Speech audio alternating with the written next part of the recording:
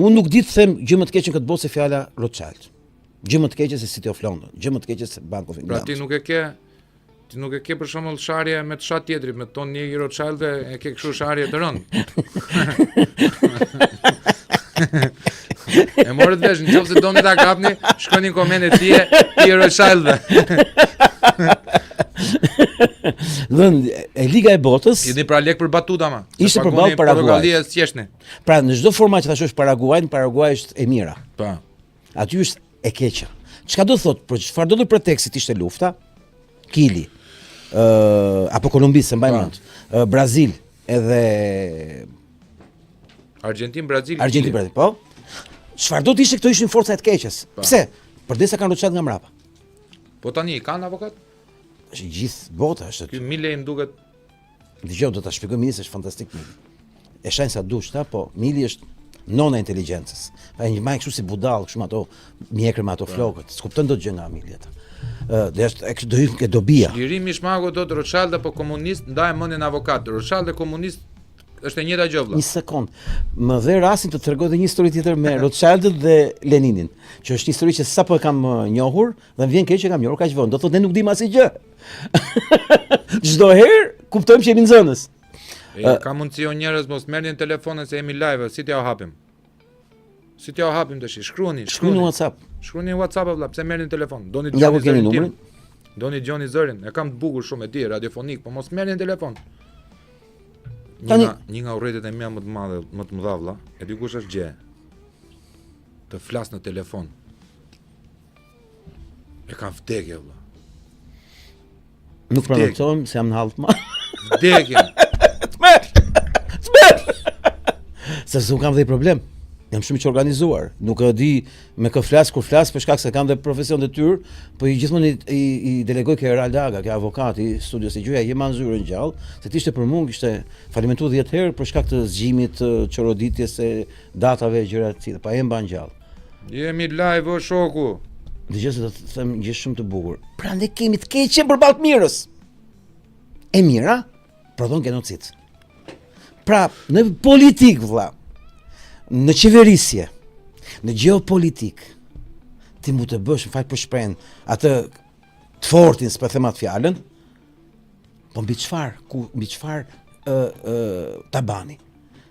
Mbi jetën e tjerëve. Pra lideri heroik në thelb çfarë i bën vendit vet. Për shkak se ka të drejtë, kuptohet. E merr në qafë vendin e vet. Si shmori Petër Bogdani në qafë shqiptarët e krishterë që kishte për detyrë të ishte bariu i tyre, apo jo? Po. Dhe ajo nisi Mojsiu me shqiptarët pas që i quajtën më vonë që pas kanë qenë serb. Për pretendime territoriale. Ndaj popullit tonë 200 vjet. 300 vjet. Unë e kam marr shumë seriozisht Nietzschen vëlla. Domethënë kam bërë shumë debate filozofike mbi Nietzschen, edhe me mikun tim, nuk e di e njefti apo jo Kaun Serianin. Kam një respekt e zakonisht, kam takuar asnjëherë, kam super respekt. Atëherë do të nëse ke mik bëj të fala për me kënaqësi më të madhe. Shumë i ndriçuar. Është i ndriçuar. Shumë i ndriçuar vëlla. Kemi bër si to çfarë. Është modest tani komo, pa më pëlqen. Super modest vëlla, dhe kur gjukus. Po gjë, sa më shumë di aq më modest bëhesh, e ke vëre? Kur gjukus, po. Nuk nxehet kur vëlla, kur gjukus, to ti ke mendimin tënd. Kam bër debate filozofike mbi Nietzschen, jo tifozëria, kupton? Edhe të betohet shpende, tani e kuptoj Nietzschen pse e përqafoja të kaljen dhe u çmend vëlla. Të betohet. Dhe Nietzsche ka thënë një gjë, një shprehje që unë e kam postulat. Nuk ka më inferior se sa ai që tenton të jetë i barabartë. Po. Nuk ka më inferior, pra nuk ka më inferior se sa serbët që kanë 200 vjet vëlla që shkruajnë histori, miksojnë histori. Sikur kanë qenë ata dhe jo ne. Kanë qenë ata dhe jo ne, sepse duan të jenë të barabartë vëlla. Shnohet dhe s'm pëlqeu shumë. Bleda shnohet kët sepse di që kjo ka për tecur, se bon për kët, po nëse avokati ka çik nuhati për këto. Është gjetje. Serbët janë aq inferior. Janë inferior. Sa duan të jenë barabartë me historinë tonë. Me historinë tonë. Dhe duan të maten me historinë tonë. Kurse neve projekti i tyre është të kapin historinë tonë. Kurse ne e zhbëjmë. Neve jemi si djali i mbretit, ne jemi si djali i mbretit që Zoti ka çuar tek familja Solomonit, ti je me tërë të mirat vlla, po je mbreti, je djali idiot i mbretit vlla, që i humb pasurinë babës. A kupton? Kjo jemi neve. Do të tregoj një batutë bukur që ka të bëjë me shkollën më të rëndësishme që kanë pas shqiptarët në shekullin 19. Ka qenë nga shkollat që krahasohej në mënyrë zyrtare me shkollat më të mira të Francës në Shqipëri. Krahasoj me shkollat më të mira të Francës në Shqipëri. Po. Ishte kolegji katolik, jezuit, Po. në Shkodër. Nuk ishte fetar në aspektin e prodhimit klerikëve, ishte një shkollë tjetër ajo klerikëve, e papatit. Ky ishte bërë me paratë e shqiptarëve. Dhe ran dakord me Austrinë, sepse në atë kohë, për shkak të luftrave të Austrisë me Perëndin Otomane, ajo mori patronazhim katolicizmin në Shqipëri. Po. Dhe duke qenë se kishte patronazhimin e kulteve, kuptohet në aspektin fetar, siç kishte ortodoksët kishin patriarkanë e Stambollit, këta kishin austriak, austro-hungareze, besoj duhet jetë, po, austro-hungareze. Dhe ran dakord muslimanët krishterë në Shqipëri, katolik, ortodoks dhe musliman, bektashi dhe sunit, që të financonin një kolegj katolik për të shkolluar fëmijët e elitës shqiptare, të kasës shqiptare. Dhe mbledhin parat 1860 në këmuhabet. Mbledhin para se është ndako, kupton, në atë kohë janë gjithë historitë. Dhe mbledhin para, dhe ajo shkollë ka nxjerrë diku ki 6.000 shqiptar deri në vitin 40 e ca kur e mbylli regjimi komunist. Tani pyetja është, çfarë studion në shkollë? Se ka bëjmë atë që the ti.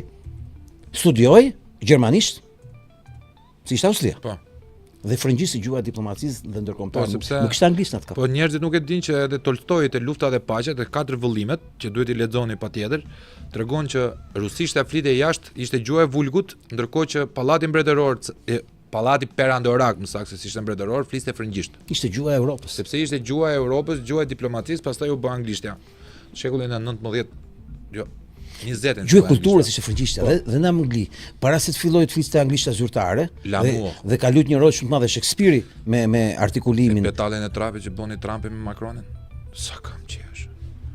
Sa kam qesh. Putinin dion. O, Trumpi vëllan shtëpi të parë, i ka lëshu fare pllumat. Po kur tha, e vetmja gjë e mirë që kam unë tha, është që nuk kam pirë kurrë në jetën time alkool.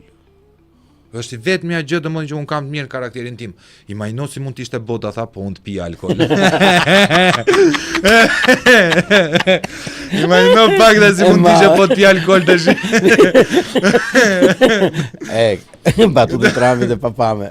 Se kemi fafun sot. Po. Fuck around and tani në Angli Shakespeare luti rol shumë të madh që të fillonte anglishtja të artikulohej si një gjuhë e kulturuar. Po. Sepse ishte frëngjishtja gjuha e oborrit e diplomacisë më saktë.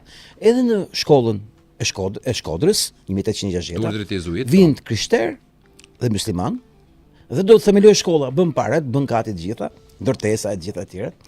Edhe thonë tash, çfarë do mësojnë fëmijët tan? Dhe i thotë, do mësojnë gjermanisht, do mësojnë frëngjisht, do mësojnë latinisht, do mësojnë dhe shqipe. Pse do të paguajnë parat për shqip dhe shqip, flasim shpinë. Ky është koncepti që thet ti që parë. Shqiptarët nuk u ka mungu shqipja dhe prandaj s'kan investuar. Ase kishin mendje se ja vlen me mësu shqip, sepse shqip flasim në shtëpi. Ishte diçka e natyrshme. Kurse serbët prodhuan shkollën, prodhuan gjuhën që ndërtonin kombin. Çfarë shekulli është ky avokat? 1860. 1860, i bie shekulli 19. Pra ky është versioni i urritshmimi i bukës do ha molto i shekullit 19. Vlla, çona duhet shqipe se e flasim. Jo, këtu bë dallimi me serbët dhe grekët. Një komb do një arsim të unifikuar. Ore, më mirë të di se sa të kesh. Jo, prit, do një arsim të unifikuar. Po. Për t'i bërë gjithësoj. Po. Po pse? Se s'kan. Po.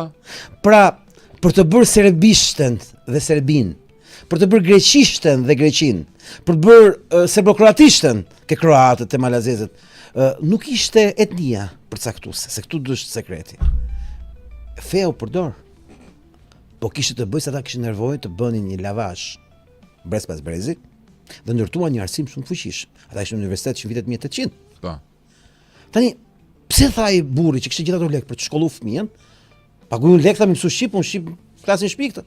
Sepse ti e ke, nuk të mungon. atyre mungonte. Është fiks më, vëlla, je djali budallaj një babai të pasur. Jo, dëgjom. Që ti nuk ja ke idem fare se ç'është pasuria që ke, kupton? Okej. Nuk Këto janë e ke shqiptarë. idem pra. Se kanë ditë kur çka kanë. Se ke idem ç'a ke. Sepse kemi. Se ke. Po çfarë do kërkoj, që e kam? Hajde. Unë do të se kam. Dhe kjo shpjegon. Por ne din që kemi 302 like në 600 veta, kështu që Kjo shpjegon historinë e Fajkonisës që është shkolluar kjo shkollë dhe që kishte një emër tjetër që unë se dia. Ka një emër tjetër ai. na e trego pra. Emër pagëzimi që ka pagëzuar në katolik dhe kishte emrin Dominik. Dominik. Dhe është pagëzuar dhe nuk e ka treguar. Dhe në Amerikë ka pasur Dominik në pasaportën diplomatike, përveç emrit Fajkonica.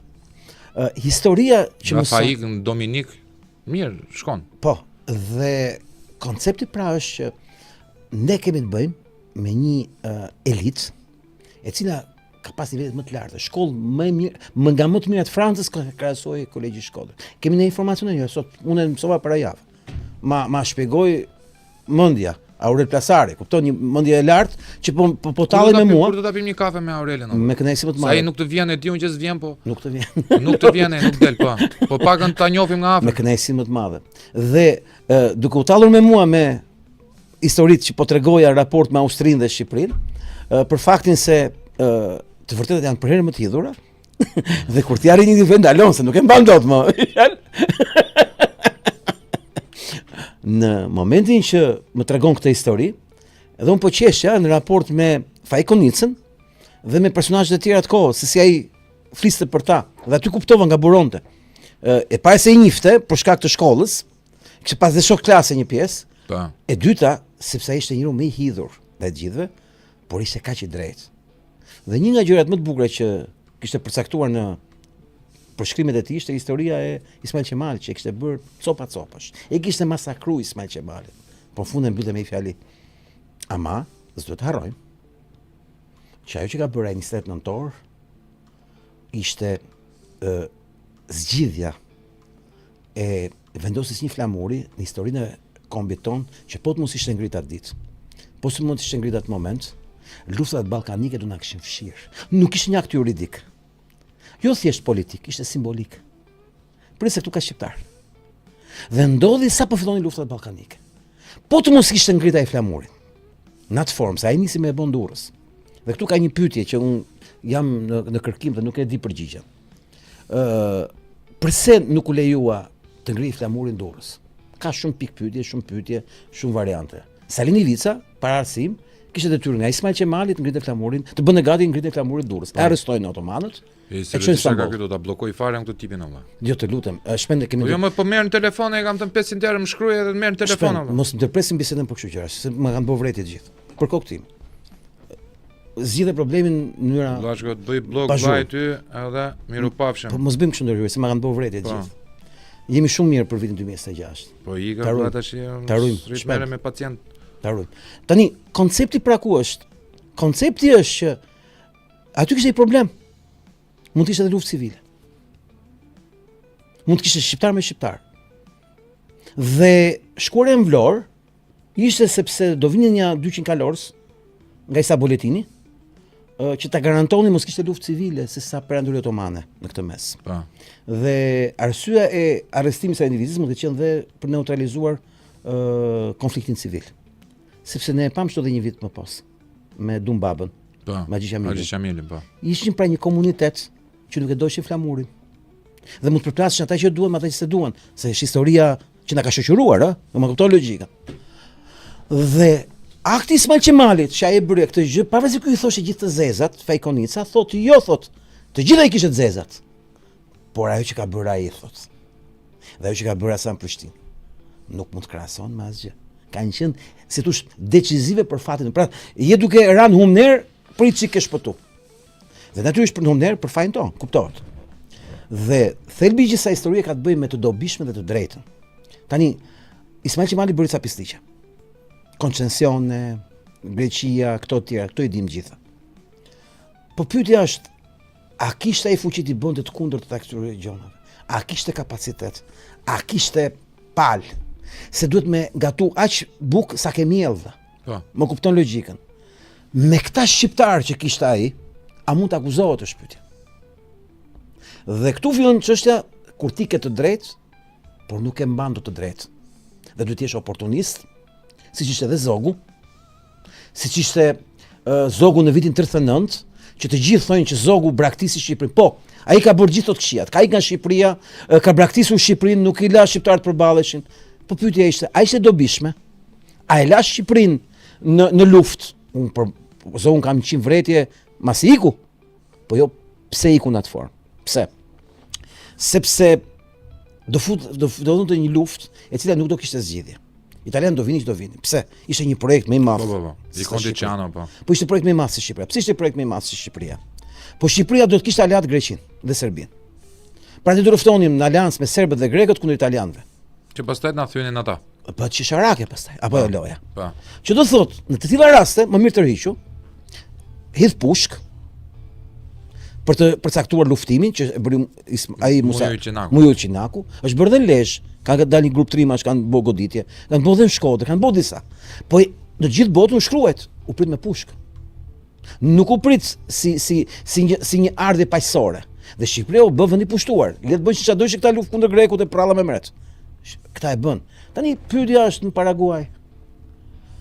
A mund të konsiderojnë fajtor elitën dhe kastën e Paraguayt për genocidin që quhet Venezuela? 1 miliard%. Kthehemi në Venezuelë sot. Se ky është debati. Venezuela po përballet me Bibi Netanyahu. Venezuela po përballet me Amerikën, po përballet me Rothschildët. Ora gjitha thuj ti këto. Pyetja është sa vjet ka që bën këtë përballje? Po kam unë një pyetje për 30 vjet. Kam unë një pyetje për të. Me këtë lloj precedenti që bëri Trumpi për të marrë Maduro nga krevati i gjumit me pijama e mori dhe vendosi në një gjykatë aty. Që për mendimin tim të dhjefsha gjithë ligjet ndërkombëtare vëlla. Mirë e ka bëu që e ka bëu. Kam një pyetje tjetër për të. Pse nuk dërgon një helikopter apash ta marrë dhe Bibi Netanyahu ta vendosin gjykatën e Hagës për krime lufte për fëmijët e Gazës? Sepse Amerika është një vend i pushtuar nga Izraeli. Okej. 100 vjet. Domethënë Amerika pushtoi Venezuelën, por Izraeli ka pushtuar Amerikën. Tani ç'është Izraeli vet? Izraeli u shpik nga Rothschildët dhe nga sionistët, që është një term që nuk është i hebre, se ky është gallat. Sionistët janë krishterët e shekullit 17, që shkuan në Amerikë dhe ishte edhe në Angli dhe shpikën sionizmin si një frymëzim eskatologjik që s'ka të bëjë me shtetin Izrael fare. Po. Ishte një koncept fetar të apokalipsit dhe çdo vit prisin që mas disa vite ndodhte apokalipsi. Dhe në prit apokalipsit ndodhte ke mbreti Davidit, ke tempulli Solomonit kështu me radhë. Këta njerëz shpikën një fantazi që do ndodhi tani, në fakt në fe është e përcaktuar, e di Zoti jo njeriu, e di Zoti jo robi. Ma kupton logjikën. Këta duan të marrin rolin e Zotit. Dhe duan ta shpejtojnë se e din këta. Kulla Babelit. Psikopatët, ma kupton, ç'punë ke ti, di Zoti atë punë. Ti i shif punët e tuja. Zgjeti që do të çosh përpara, di Zoti atë punë. Dhe këta marrin rolin e Zotit. Dhe ç'bëjnë? Udhëheqin turmat. Bela Vashtruri, kupton logjikën. E kapi Rothschildi këtë histori sa këta janë papam përmendje, kupton? Tha, po si ti kontrollojmë këta ne?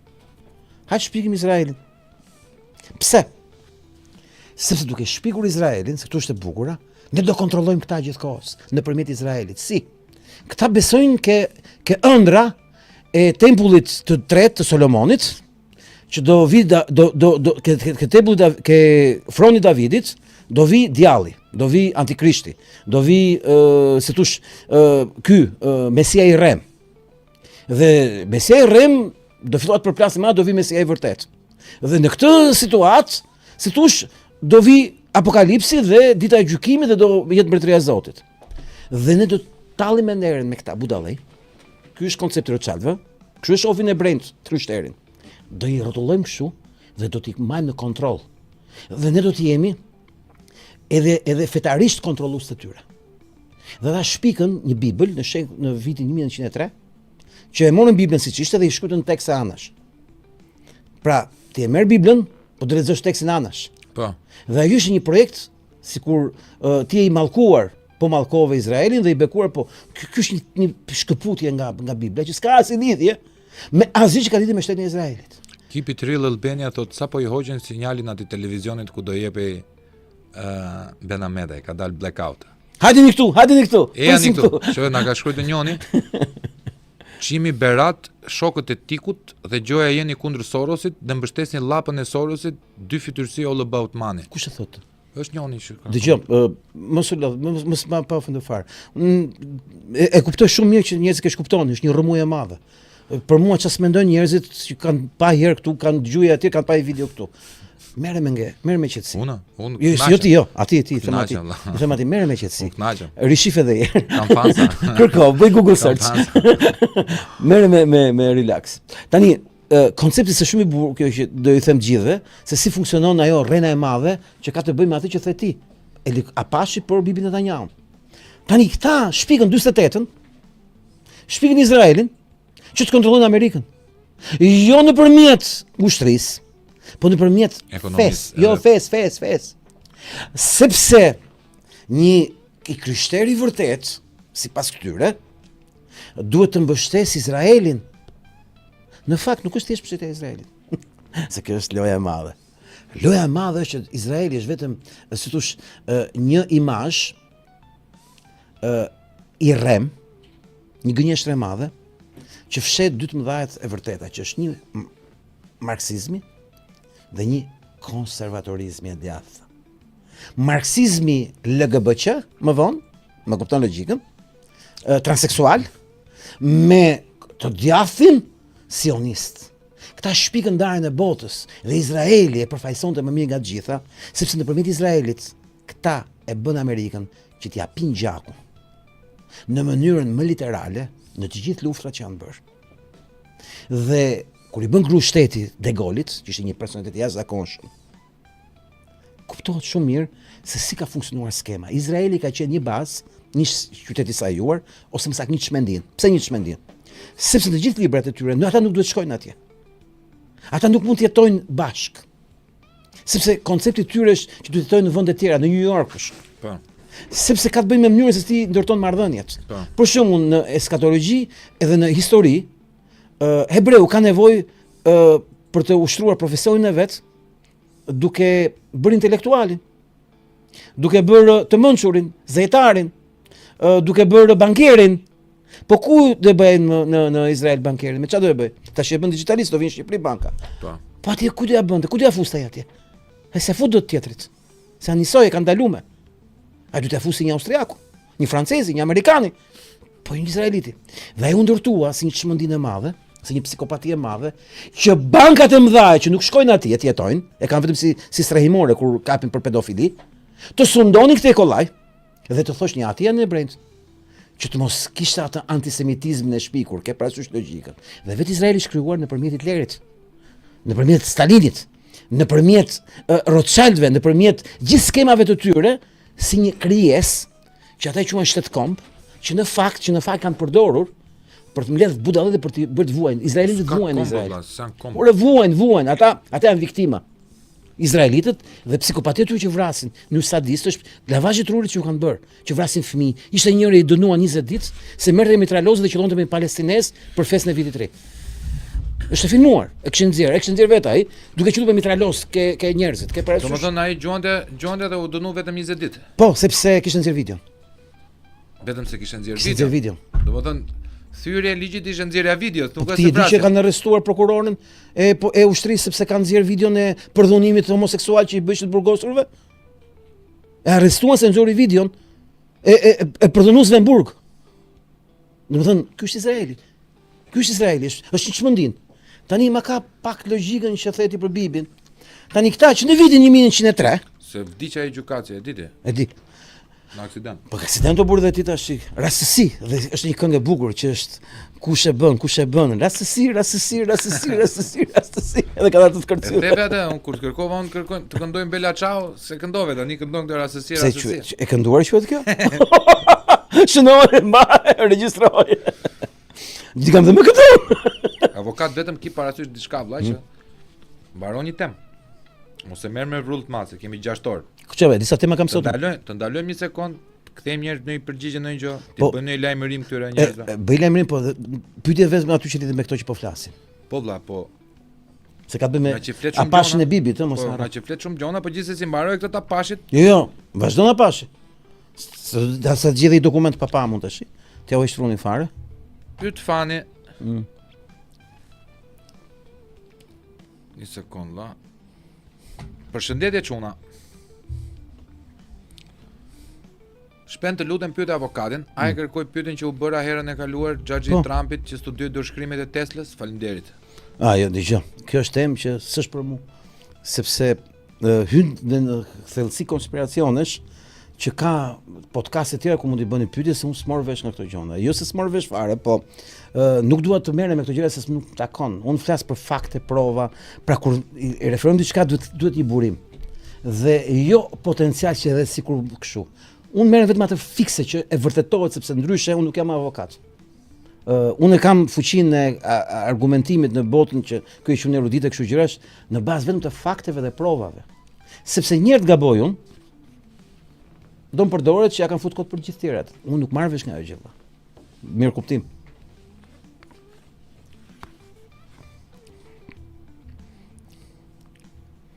Out Loud Sound do kapet një mishja sot apo jo? Po juve s'po bëni like vëlla, donacione nuk bëni. Share në Facebook Share në s'bëni. Facebook nuk bëni gjitha. Se share në Facebook e Ço përcaktojnë. na provokoni kotash, jo po do bëhet 1000 se e Andrea. kam në dorë se bona. Shife këtë që po të çoj. Na e nxjerr. Vetëm Andrea, para se ta nxjerrësh vëlla, e di vetë shikoj njëra ato filtrat që mos na bllokojë. Jo, është fotografi, më është fotografi. Avokat, po e shikon Big Brotherin? A më të lutem tash mos na ofendo inteligjencë. Unë s'kam kohë me bë punë, duhet vi pa gjumë që të studioj të lexoj. Pas kam kohë. Në fakt kur shkoj në shtëpi të takoj maman, i bëj vetëm gjithmonë një pyetje. Si është i Korçës? Vrenozi. Ka që bëj pyetje. I liri. Mirë është i them, mirë është. Helidon, merru pak me Adnanin se do të donoj, po nuk di se si. Mos i merrni Adnanit sa. Mos t'i marr. Jo. Adnani vlla. Le. Adnani është nga çunat më të mrekullueshëm që njoh.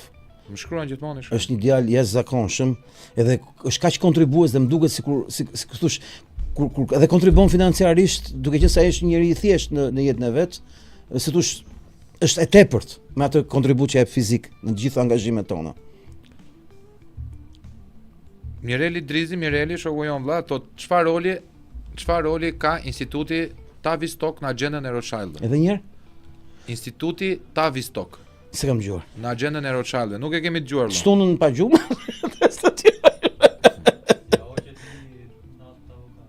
Ë? Një nat minus avokati për Gjë, çdo gjumë. ditë që kalojnë kuptojmë sa pak dim. Dhe mendimin tuaj dhe të shokëve tuaj dhe të shokëve tan, çdo ditë rrisim shkallën e informacionit. Atëherë të dashur miq, sa ta gjej avokatit dhe të merret. E gjitha. Juve merroni me shpërndarjen ju lutaj, me like, dononi, i keni IBAN-et këtu poshtë, IBAN-in lekë dhe IBAN-in euro, por mund të përdorni dhe super chats ose super stickers. Dërgojeni në Facebook, në WhatsApp gjithë miqve tuaj që mendoni se do mendojnë se ja vlem për të na dëgjuar neve. Unë siguroj që Nuk është kohë e humbur. koha që kemi harxuar këtë javë Është kualitative. është kualitative. Nuk është kohë e humbur. Ne nuk bëjmë konspiracione idiote zhapiku Ja, XY. unë për shembull më bëri një pyetje shumë normale, ka babai Trumpit informacion dosje nga Fani ai që të bëni pyetën thotë keni të drejtë avokat, për në këtë rast është e vërtetuar, madje edhe një gazetar që e ka pyetur live presidentin Trump, ai thjesht e pohoi shpejt dhe anashkaloi pyetjen. Faleminderit për vëmendjen. në mënyrën më të respektuar dhe sa që thot, duhet t'i kujtoj një gjë. E gjëja vetme që nuk bëj është besoj çfarë thot Donald Trump. Asnjëherë. Në publik. Asnjëherë. Më thënë, unë mundohem të kuptoj ç'a mendon Trump, po se ç'a thot, them prit se e kam të futme. Se e ka fut gjithë botën, si nxjerr gjithë fitimtar dhe gjithë humbur. Kupton, e lëviz lojën, dikur nxori Izraelin, Iranin dhe Amerikën të tre fitimtar kundër njëri tjetrit. Kupton logjikën? E bën ai këtë, që sa ai ka shitur shtëpia. Një njeri që është super për spekulime imobiliare. Nuk keni tur, po ikni për të parë Arben Ahmeta, një hajdut me çizme që ju ka vjedhur. Ja, bëre reklamën. Reklama më e keqe është reklama e Jo, mirë. është të mëshme, jo më kam me këta më shpon. Ti kam me atë televizion, vetëm televizion Je. s'po. Andrea, të kam Ideja çu është- 4 foto, Andrea. Jeni nuk e di domethënë. Është të mëshme me ndjek hajdutin. Edhe me prit përgjegjësi nga hajduti që po bën pazar me Ramën, që më lër këtu se të lër atë të flas atë, mos flas atë, është të mëshme ju qofshit. Ju qofshit Lali. Edhe Aha, vazhdo. se ngecëm. Po. Edhe po thoja që duke parë historinë se si u kryu Izraeli, ti kupton se si u kontrollua Amerika. 1903-shin bën librin. 1911 morën gjithë paran, arin dhe kontroll bankat amerikane dhe prodhuan Federal Reserve. Që ishte Rothschildin mes. Se to ishin gjithë bishtat e tij. Mbytën Titanikun për të përdorur siguracionin dhe për të hequr qafe 2 nga kundërshtarët më të mëdhej të krijimit Federal Reserves. Në vit të ri, kur ikën gjithë me pushime, miratuan de facto në Kongres aktin e Federal Reserves, që futën gjithë botën kontroll, sidomos Amerikën fillimisht, dhe i bën që gjithë amerikanët të paguajnë gjithë jetës për ta. 1934 kapën thesarin nëpërmjet Morgenthau dhe e bën Amerikën palë ndërluftuese. Në vitin 1918, 19, 20, nëpërmjet Rockefeller shpikën gripin spanjoll në Kansas nëpërmjet një vaksine eksperimentale që u smurën 3500 vet, i shtruan mas vaksinës, bënojnë si kavje njerëz, kupton? Kam parë gjithë dokumentat dhe këta gjithë ta i nisën në Europë, ca në Spanjë, ca në Angli, sipas nisjes anijeve dhe zbarkimeve, dhe u quhet gripi spanjoll sepse për të fshehur që kishte dalë nga Kansas, domethënë që nga Rockefellerët, që ai koka kryesore e kishte dhënë emrin Gates. Si Bill Gates, por rastisht nuk se kanë lidhje. Si kishte gay? Gates, si ka Bill Gates. Ta se ishte gay, me mbiemër gay sa të mëshme mund të. Dgjoj, kur thua Gates, ke thënë shumë më tepër se aq. Dhe po këta, në 34-ën, kapën Amerikën dhe i morën arin Amerikës, siç ja kom treguar me Jozefin. Tani, në 39-ën, më fal, 33-shë, kur erdhi Hitleri në pushtet, marrëveshja e parë ishte marrëveshja e Hararës me lobin sionist dhe me Rothschildët. Se si do financonte Gjermania me parat e hebrejve krimin e Izraelit. Të çfarë do them unë juve? 46-ën, në 44 bën Bretton Woodsin, që është dollari, si monedha botërore e shkëmbimit, dhe bën bukur Dritan Goxha shpjegimi kur thotë, pavarësisht dy ideologji në botë, sovjetike dhe kapitalizmi, pavarësisht dy sisteme, ishte vetëm një fuqi botërore, financiare, që ishte Rothschildët, që ishte dollari. Dhe kur këta e bën këtë gjë, ju gjithë duhet të kuptoni një gjë. Bibi Netanyahu është aty ku është, si më këm si djath i kësaj mafje kazare që quhen frankist, që vi nga Sabata Zevi dhe nga frankizmi, që është familja Rothschild, që e bëri film Stanley Kubrick, Ice White Shot me Tom Cruise, Nicole Kidman, me ato orgjinë rituale satanike, dhe e vran. Pra mendo vran, se ata nuk vrasin kur tyret. Në rasti Kubrick që ata kanë vrarë, është një nga rastet më ekstreme në historinë e tyre. Ata sakrifikojnë, por nuk ekzekutojnë. Çdo thotë, të sakrifikojnë do thotë që për të mirën e tyre do sakrifikohet një dikush apo diçka. Kur vjen puna, e kanë ndaluar të vrasin njëri tjetrin. E sakrifikojnë njëri tjetrin, po do thotë që kush diferenca, e vrasë për ta vrarë. Po në formë dëshkuese. Dhe ata e vranë Stanley Kubrick sa i zbërtheu kush janë këta. Dhe si sundojnë botën këta. Në formë dashuruese.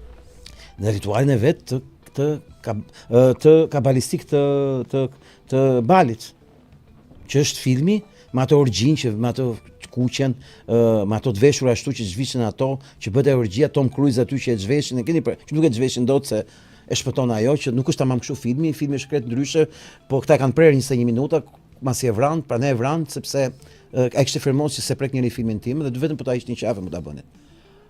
I ka thënë vetë, domethënë vetëm duhet më hiq një qafë që të merrni filmin. Po. Dhe e kalojnë përfund. Po prit Andrea. Tani ju më thoni më pse s'ka Bibin. Bibin po ta kapi ky me atë helikopterin që thoni ju, ky do dalë lakuriq. Trumpi. Para gjithë botës se kush është në të vërtetë. Në qoftë se do dalë para gjithë botës kush është në të vërtetë, ne kemi një histori kemi parë. Ka ndonjë 63-shin, quhet Kennedy. Që do të thotë, po të guxoj ta bëj atë gjë, ky përfundon me njerëz si Kennedy dhe bie gjithë plani i tij. Tani, a quhet Kennedy i suksesshëm apo i dështuar? Me ty e kam shpën. Si? A quhet Kennedy i suksesshëm apo i dështuar? Kennedy. Të shtak apo i suksesshëm? Edhe vllai vet. Për mua të dy ishin dështak sepse nuk ditën me nej gjallë për me e bë luftën. I the të gjitha. Pra, me mbylla shpejtë? Kjo ishte e gjitha. Po këtë e kam të dhënën, prandaj duk kinën unë vlla. Kjo unë është jam funksionalist. Unë tham 1 + 1 bëjnë 2 vlla. Ti Kthehemi. je te gjeologjia. Kemi kohë. Je te gjeologjia. Marrë punë me Bibin Apash.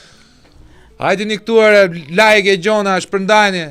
Tani Fondacione. koncepti është që Kennedy dhe vllai vet janë 2 nga mendjet që thanë gjërat më të rëndësishme që mund të ishte desh me bëj gjërat më të rëndësishme që. Po mirë, Si ja bëshin dot. po Po nuk i bënin dot, sepse ishte pamundur ta imagjinosh se mund t'i bëshin. Ishin naiv.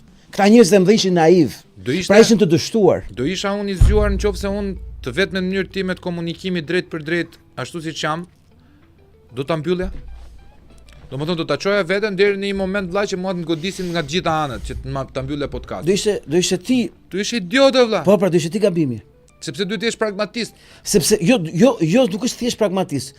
Do thotë ti je i dobishëm për kauzën tënde. Ka shumë rëndësi. Mamën pyetjen e parë që bëm për mitë e shpes Platoni kur të erdhe atëre ke podcasti. Thash, gjëra që më ka vlet më shumë dhe që jam interesuar dhe që ka qenë pjesa më e thellë e gjithë studimit të shpellës Platonit, nuk ishte ajo që treguan ata. Si të mbeste gjallë, ky t'ja u çonte deri në fund misionin. Jo se ata dëshin me evra për të vërtetën që po u thoshte. Sekreti është se ky do arrinte të mbijetonte për ta çuar deri në fund misionin e zgjimit të tyre. Pra lufta për të mbetur gjallë ishte lufta për misionin, jo për veten.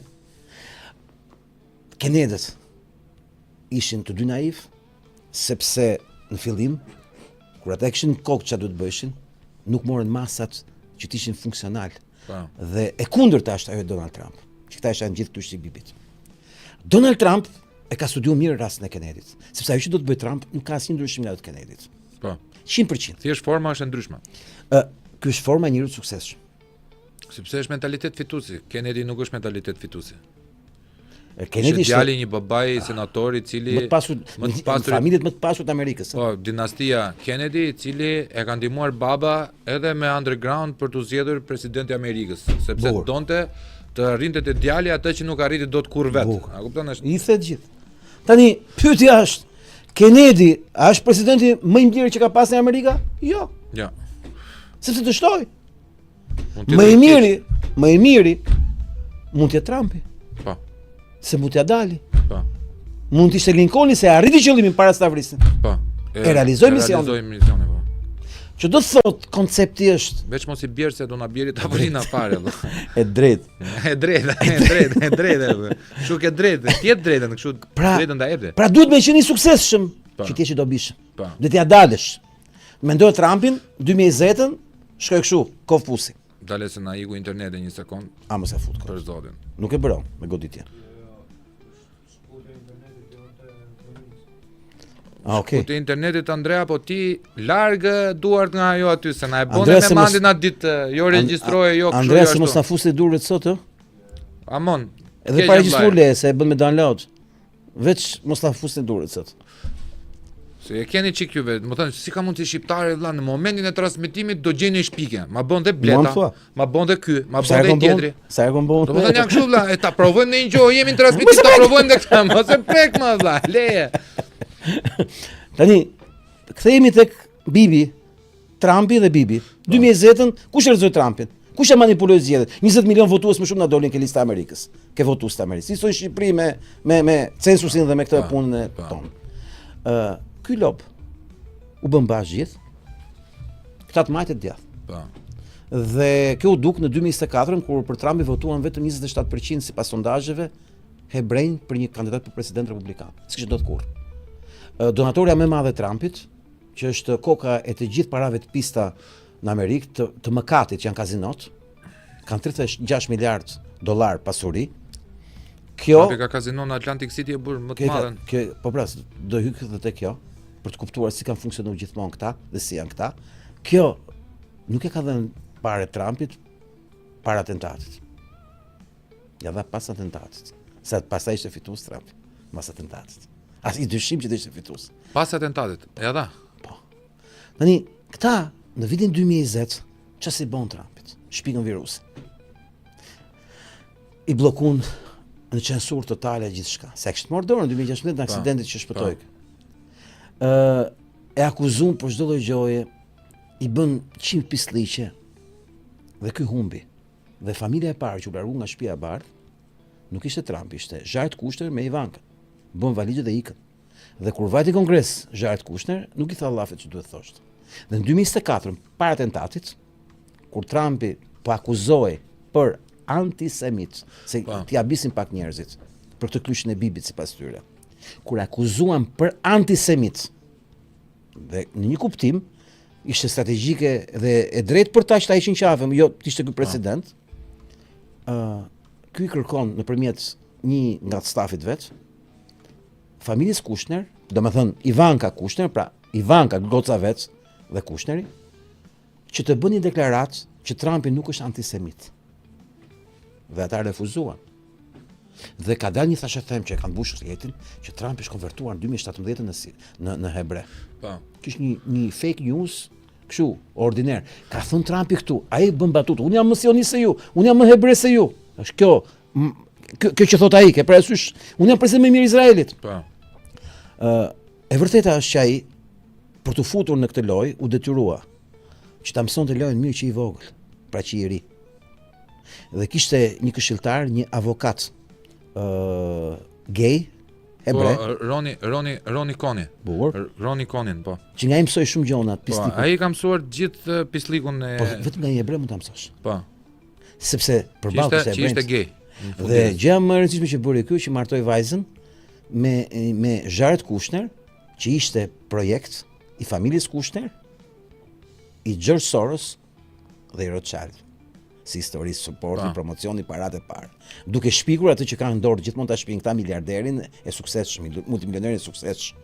Siç është historia e kësaj gruas kazinove, që pyetja është, kur ne kemi parë 100 filma me mafje, kur kemi lexuar 100 libra me mafje, kur kemi lexuar 100 milion lajme me mafje, kur e dim si funksionon mafja, si dil ka një burr jude, që ta shifse i çerek burri, që të na bëhe ka i pasur i gjithë kazinove. Po ne e dim si funksiononte pazari në kazino. S'ta ishte një kokë. Sepse janë projektet Mossadit. Pra miliarderët që ne shohim janë produkte të Mossadit. Janë produkte të këtij lobi që shpikin miliarderë siç kanë shpik Bill Gates. Siç kanë shpikur këtë të Facebookut, Mark Zuckerberg. Po. Siç kanë shpikur gjithë ta lloje, pse i kanë shpikur? I kanë shpikur duke hequr qafe kundërshtar, duke pastruar rrugën. Ke parasysh flas unë tani me ty. Unë e kam ndaluar dalë në televizion. Po. Dhe njerëzit mund të keq kuptojnë çdo gjë që them unë, se një fjalë, dy fjalë s'kan mundësi as, mund të më shajnë sa dum televizion. Po s'mbrohem dot, sepse është hap rruga për ca të tjerë. Kështu funksionon edhe miliarderët. Këta do hajnë. Këta do i kenë të gjitha. Dhe ç'bëjnë? Futet Bill Gates dhe i blen të gjitha.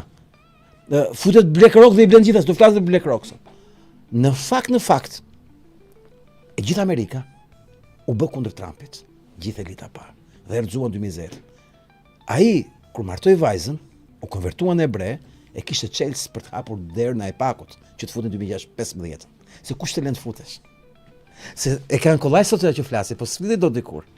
Dhe mbasi ky u fut kandidat, fitoi, ata bën gati të harxojnë se ky bëri një fjalim në OKB në shtator 2019, tha që bota si përket më tha juve, socialistëve, globalistëve, tha sorosistëve, shoqërisë hapur. Do i përkas patriotëve, tha, sovranëve, tha. Siç e duan Amerikën, ta doni ju vendin tuaj, tha. Ku shko tjerë me këto fjalë? Bota si përket më komunistëve, marksistëve. Ku shko tjerë me këto fjalë? Po ne kena kontrollu botën kështu. Ç'fësh? Shpikën virusin bam, e dim historinë. Në 2024-ën e ushin qafe gati, i çikë vizi veshi. Pa ata ishin, se të njëjtën skem si vran Charlie Kirk, me të njëjtin manual, u hap faqa, doli i soi. Copy paste gjithë ngjarje. Dhe ky burr Zoti dashka më shumë Trumpin se sa Charlin. Jo, unë besoj një gjë. Zoti e di vetë se çfarë bën me jetën tonë. Ne mund të ikë jetën çdo çast. Atë e di ai. Po ajo që di më është kjo, që djalli bën plane. Zoti apo shumë mendoj që Charlie vlen më shumë i vdekur se sa i gjallë. Sepse ka thyer një derë të mbyllur që ne mos e dishim kur çka ka mrapa. Ai ka hapi derë me vdekjen e tij, që njerëzit tashmë po habiten me ç'po shohin. Po mësojnë se kanë vrarë Kennedyn, se janë po të njëjtët. Domethënë, vdekjet që përcakton Perëndia me djallin që lëviz, si puna e fëmijëve të Gazës. Unë të kam thënë ty, çdo fëmijë që vdes në Gaza është një martir që heq një tull mashtrimit madh botror.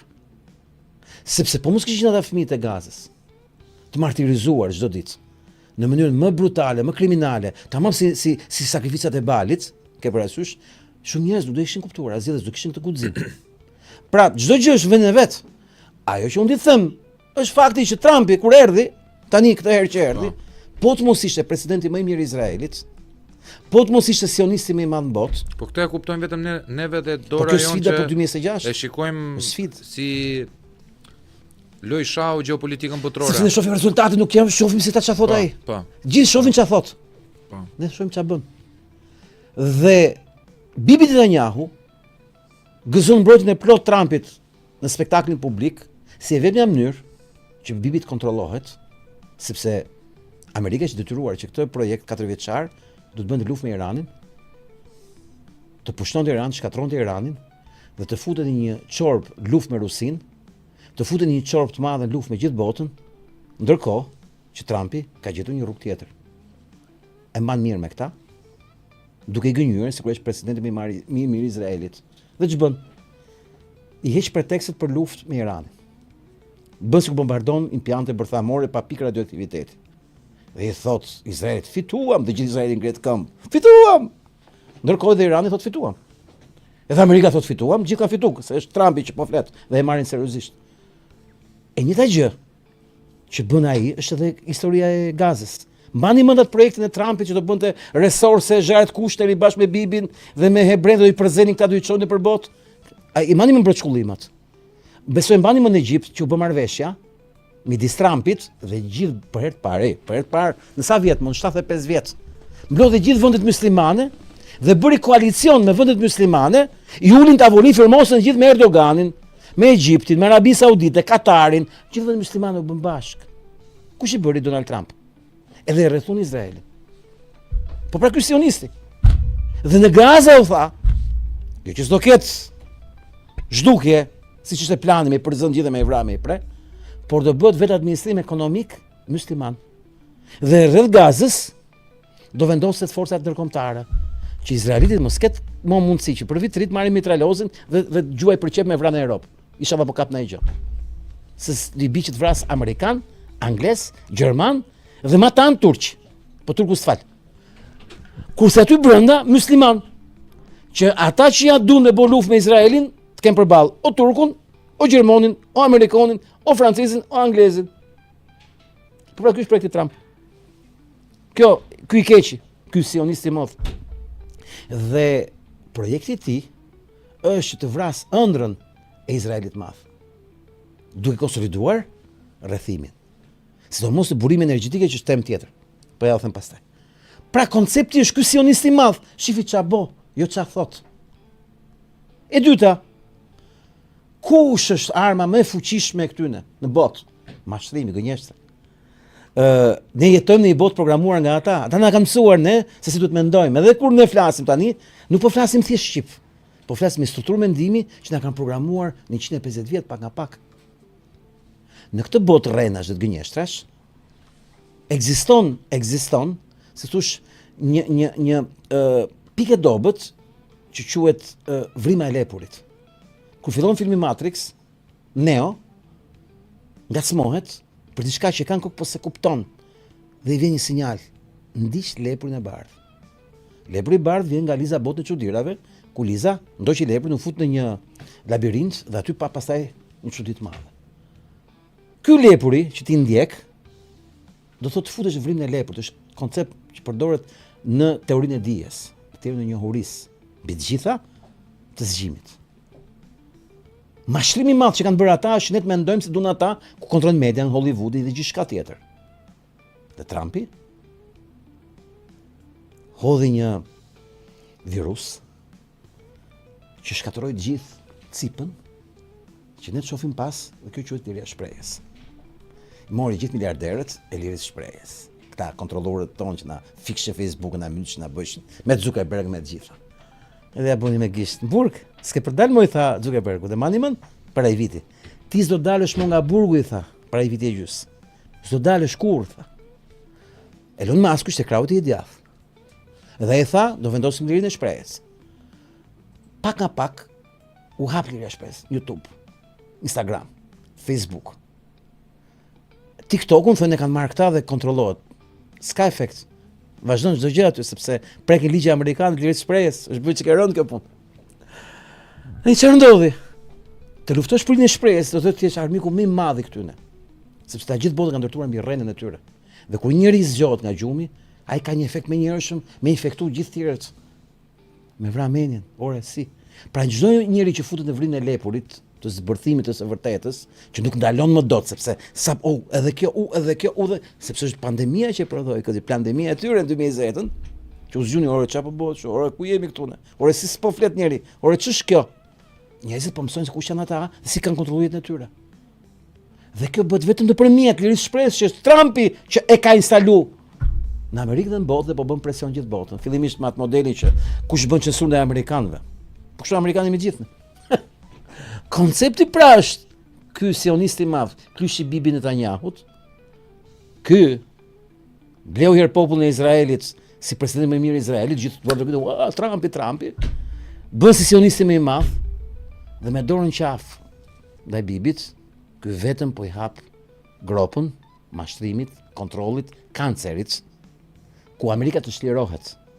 Sepse erdhin pushtet për MAGA dhe na doli MIGA. Apo Make America Great Again, po na doli Make Israel Great Again. Në fakt, po ty holl e vetmja mënyrë që ta luftosh të keqen, është të bërë të keqen dhe ta kontrollosh të keqen derisa ata futeshin kurthin e saj, që ka bëu vetes gati, dhe pastaj ta çmontosh. Dhe sot që ne po flasim, numri konservatorëve amerikan që po mësojnë se si jeta e tyre financiare është një si thosh skllavëri financiare që shkaktohet nga një sistem financiar i cili po ja unxin jetën dhe po i bën si thosh të një popull më në krizë, më të varfër. Hapni ditën e sot me lajme dhe do shihni kush është vendimi i fundit Donald Trump. Ky pra, Kryshi Bibi Netanyahut. Ka nxjerrë një vendim, një akt, i cili ndalon 2 kancerat më të mëdhenj të planetit, mos them 3-4, po 2 më të mëdha të planetit. BlackRock. Keni parasysh, ju që e shani Bibi, të Trumpit. Vanguard, State Street, që ka ndërtuar një kancer global të kontrollit spekulativ të tregut imobiliar, që ka bërë si në Tiranë për shqiptarët, ashtu dhe në Amerikë për amerikanët, të pa mundur të blesh një shtëpi, pa të ndërtosh një familje, pa të kesh dhe ti i lumtur, pa të ti të kesh një ndër amerikane. Në vitet 50-60, një çift i ri amerikan brenda 5-6 vjetë plinte shtëpi. Sot i duhet një 15-20 vjet. Me e ble, po jo me e shly. Shlyn kalamojt. Kanë krijuar një treg spekulativ shtëpiash që asnjë amerikan të mos jetojë dot ëndrrën amerikane, sepse qëllimi i tyre nuk është që ata të kenë më shumë. Qëllimi i tyre është që ne të mos kemi. Nuk ka të bëjë që ata të kenë 100 makina. Po ne mos kemi ne asnjë. Nuk është qëllimi që ata të kenë më shumë se ne. Ne s'do të kemi asgjë. Si thot 2030-a. Ju s'do të keni asgjë dhe do të jeni të lumtur. Me Smart City-n dhe me varfërinë totale të kontrolluar paranë digjitale. Që në fakt mostra më e madhe që menaxhon këtë punë quhet BlackRock. BlackRock e këtij Finkel si e ka ky, Larry Fink si e ka ky plera, që është një nga mostrat më të mëdha në botë, që ka bisht të vetin kryeministin e Gjermanisë, kancelarin e Gjermanisë, ke di parasysh për çfarë po flasim, që ka zarin e vet, atë nazistin e Gjermanisë, që do me bë luftë me Rusin me vrarë gjithë fëmijët e Europës, i kanë çu letra gjithë kalamojve gjermanistë, tash i polin menç ata. I kanë çu letra për pyetësor dhe kush nuk plotson pyetësorin, haxho pastaj futet në burg, kush nuk plotson pyetësorin e thirrjes për ushtar, me luftu me Putinin, kupton ti? Për llogarit zhelës, keni parasysh? Ky Larry Fink sot ka marrë goditën më të madhe në jetë, e ka dhënë Donald Trump, nuk ka ndodhur kurrë e imagjinueshme. Futunin lajmin në një gënjej. Vendimi sot i Trumpit ndalon spekulimin, kontrollin dhe blerjen nga një kompani të shtëpive të banimit. Dëgjoni me vëmendje. Ti mund blesh 10 shtëpia, po ti nuk blesh 1 milion shtëpia. Se shke legjet amerikane të reja të Donald Trump. Ku kanë marrë një goditje më të madhe këta në 75 vjet se sa kjo? Dhe të suksesshme. Jo si Kennedy që e vrasin. Se këtë s'mund ta vrasin, ky është presidenti më i mirë i Izraelit. Pra, ky burr i keq Donald Trump që si thonë ta i bën orale, më falni për shprehjen, Bibi Netanyahu, se kështu shkruani. Mos e prishgojnë tash. Më falni. Më shpëtoj. Se më bëjnë kritikat e mua valla. Ndjes, bëj një pip po mundë Andrea. Pari se të bëj kutalle më. Po të ku do e bëj pipin, çfarë do e bëj pipin? Tani, ky burri keq. Like dhe share. Ky burri keq që jep para ndihmë Izraelit, më fali sekond. Kush e shpiku të që jep ka Trumpi para ndihmë Izraelit? Amerika kaq dekada që jep para ndihmë Izraelit. Ky e gjeti ndihmën e Izraelit. Ky nuk e dha. E gjeti dhe e vazhdon ta japi, por miqtë e tij të ngushtë po ja nxjerrin bojën kësaj ndihme që jep Izraeli, se kanë zbuluar që është pislëk shumë i madh mënyra se jepet ndihma në teatrot financiar. Pra Amerika jep borxh Izraelit në vit 3 miliard dollar, po jep cash. Dëgjoni edhe një herë. Ja jep cash, jo me bankë, jo kështu numra, siç ta japin neve. Cash në valixhe të mëdha, kuti të mëdha, hypen në aeroplan dhe ja çojnë Izraelit. Izraeli këto i merr dhura, i merr kredi i borxh në dhjetor. Në fillim të janarit, shteti amerikan ja fal, kështu e kanë çdo vit. E kanë me liçte, dëgjon, shpenzosh pa pamë. Po. Ja falin. Pra, pse këta ja japin borxh dhe pastaj ja falin? Pse nuk japin që fillim të falme? Se po të ja falin që në fillim, Amerika duhet të kontrollojë çfarë është bërë me ato para.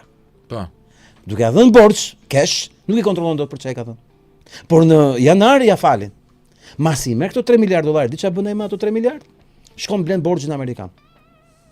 Blen borxhin amerikan që Amerika t'i paguajë atit borxhin me parë që ka marrë Amerikës dhurat. Nuk e shpiku Trumpi këtë. Ishte. Trumpi nuk ka bërë asgjë që kjo të ndodhë ose të mos ndodhë. Tani ai e ka nxjerrë në publik dhe po lu me gjithë Amerika, orë që vërtet e bën këtë gjë. Po kush e nxori këtë gjë? Njerëz të magës. Në mënyrë që të përgatiten kushtet, që të hapet një debat për këtë gjë, dhe ai dritë përqafot me Bibin dhe të tjerë të punojnë. Ky e mand me muhabet të tjetrin këtu, Po. ata veprojnë. Ajo që nuk e besoni do që po them unë, do vërtetohet dhe siç nuk keni besuar për Soros, do besoni edhe këtë. Vazhdoni shani Trumpi që shkruaj Bibit.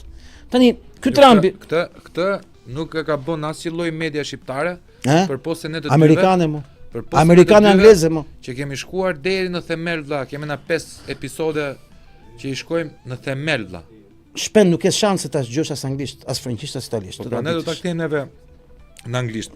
beso. Se kanë ardhur ca çuna shumë të mirë, na kanë gjetur ca aplikacione, normale nuk kemi para vlla me ja dërgu shtator, se Në shtem shumë e delikate për ta kapur në anglisht. Se ka pasoja, në frëngjisht ka pasoja, në ka pasoja. Për neve, thuaj. Gjermanisht bëhet fjalë. për neve. Jo, flas, andej nuk e bën dot. Po ti je andej. Këtu mund të bësh, këtu mund të bësh çfarë duash. Ky s'di ku të fusi kokën ky. Po. Ai tjetri Po. s'di çfarë të bëj. Domethënë po ta kapësh gjithë skemën, ky Bibi, që është ky kriminal i madh që do shumë Trumpi dhe kontrollon Trumpin, në fakt për herë të parë në historinë e Izraelit i ka kërkuar falje një vendi musliman pasi shkërcënuar nga Amerika për sulm. Ky Bibi që sulmoi Katarin u detyrua të merrte në telefon. Presidenti i Katarit i kërkonte falje, se ka bënë Izraeli këtë gjë. Po. Dhe e dyta e bëri këtë pasi mori një deklaratë zyrtare publike nga Amerika, që po e bëre prap unë do të sulmoj. I ka thënë Amerika, sepse unë do mbroj Katarin me marrëveshjen që kam me raketa. Kush të guxojë të godas Katarin dhe një herë do të marrë përgjigje amerikane. Çfarë interesi ka Amerika në Katar? Shpjegoj çik. Gjithçka.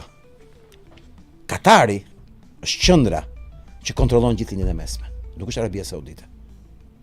Katari është i Amerikës dhe Amerika është e Katarit. Katari është garancia e Amerikës në atë zonë, sepse Arabia Saudite mund ta luajë me të gjithë. Katari është pjesë e shtëpisë bardhë aktuale, për shkak se maga e Trumpit e ka përfshirë Katarin në një mbrojtje të përhershme dhe e ka rritur shumë atë që gjithmonë ka qenë Amerika me Katarin mirë, po kursi këtë herë. Dhe Katarin mos harroni është vendi ku vijnë gjithë.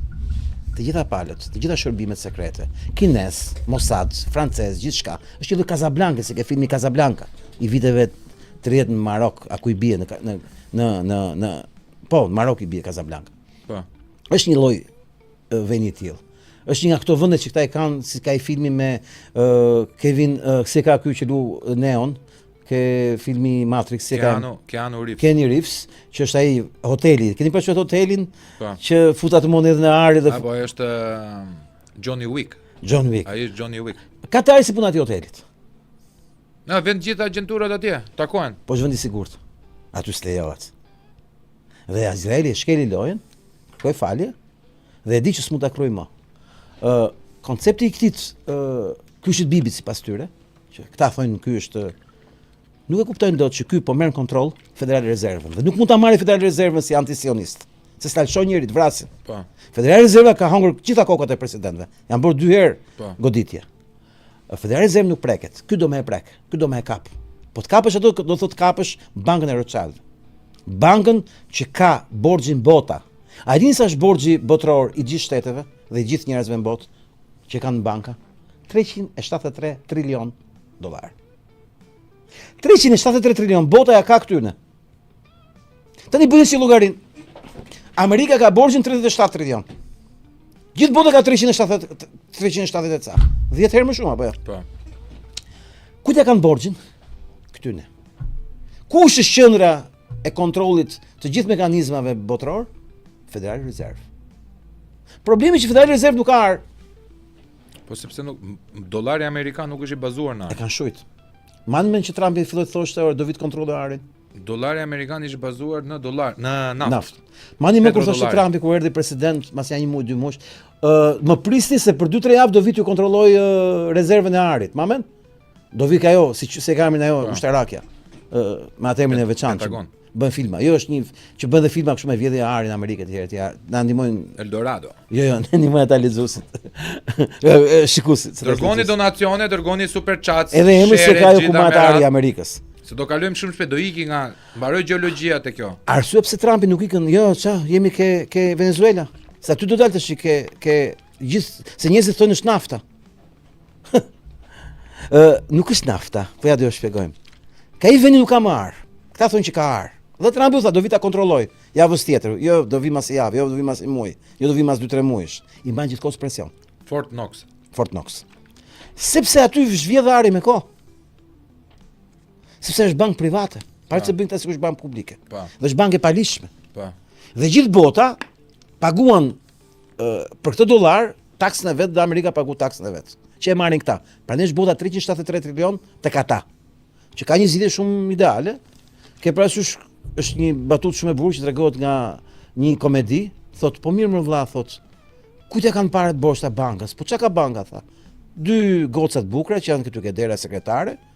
Ka një nga ato me syze që ma shënime, ka dhe roje civile ke dera. Po ti ke raketa, ke aeroplan, ke bomba atomike, si ke frikti nga ata aty? Sepse frika reale nuk është nga ata aty. Frika reale është e krizës, që aty s'ka asgjë brenda. Po. Dhe gjithë populli bëhet ajo 1929, depresioni i madh. Thuat kaloj aty thotë. Po aty se banka është bosh, nuk ka gjë.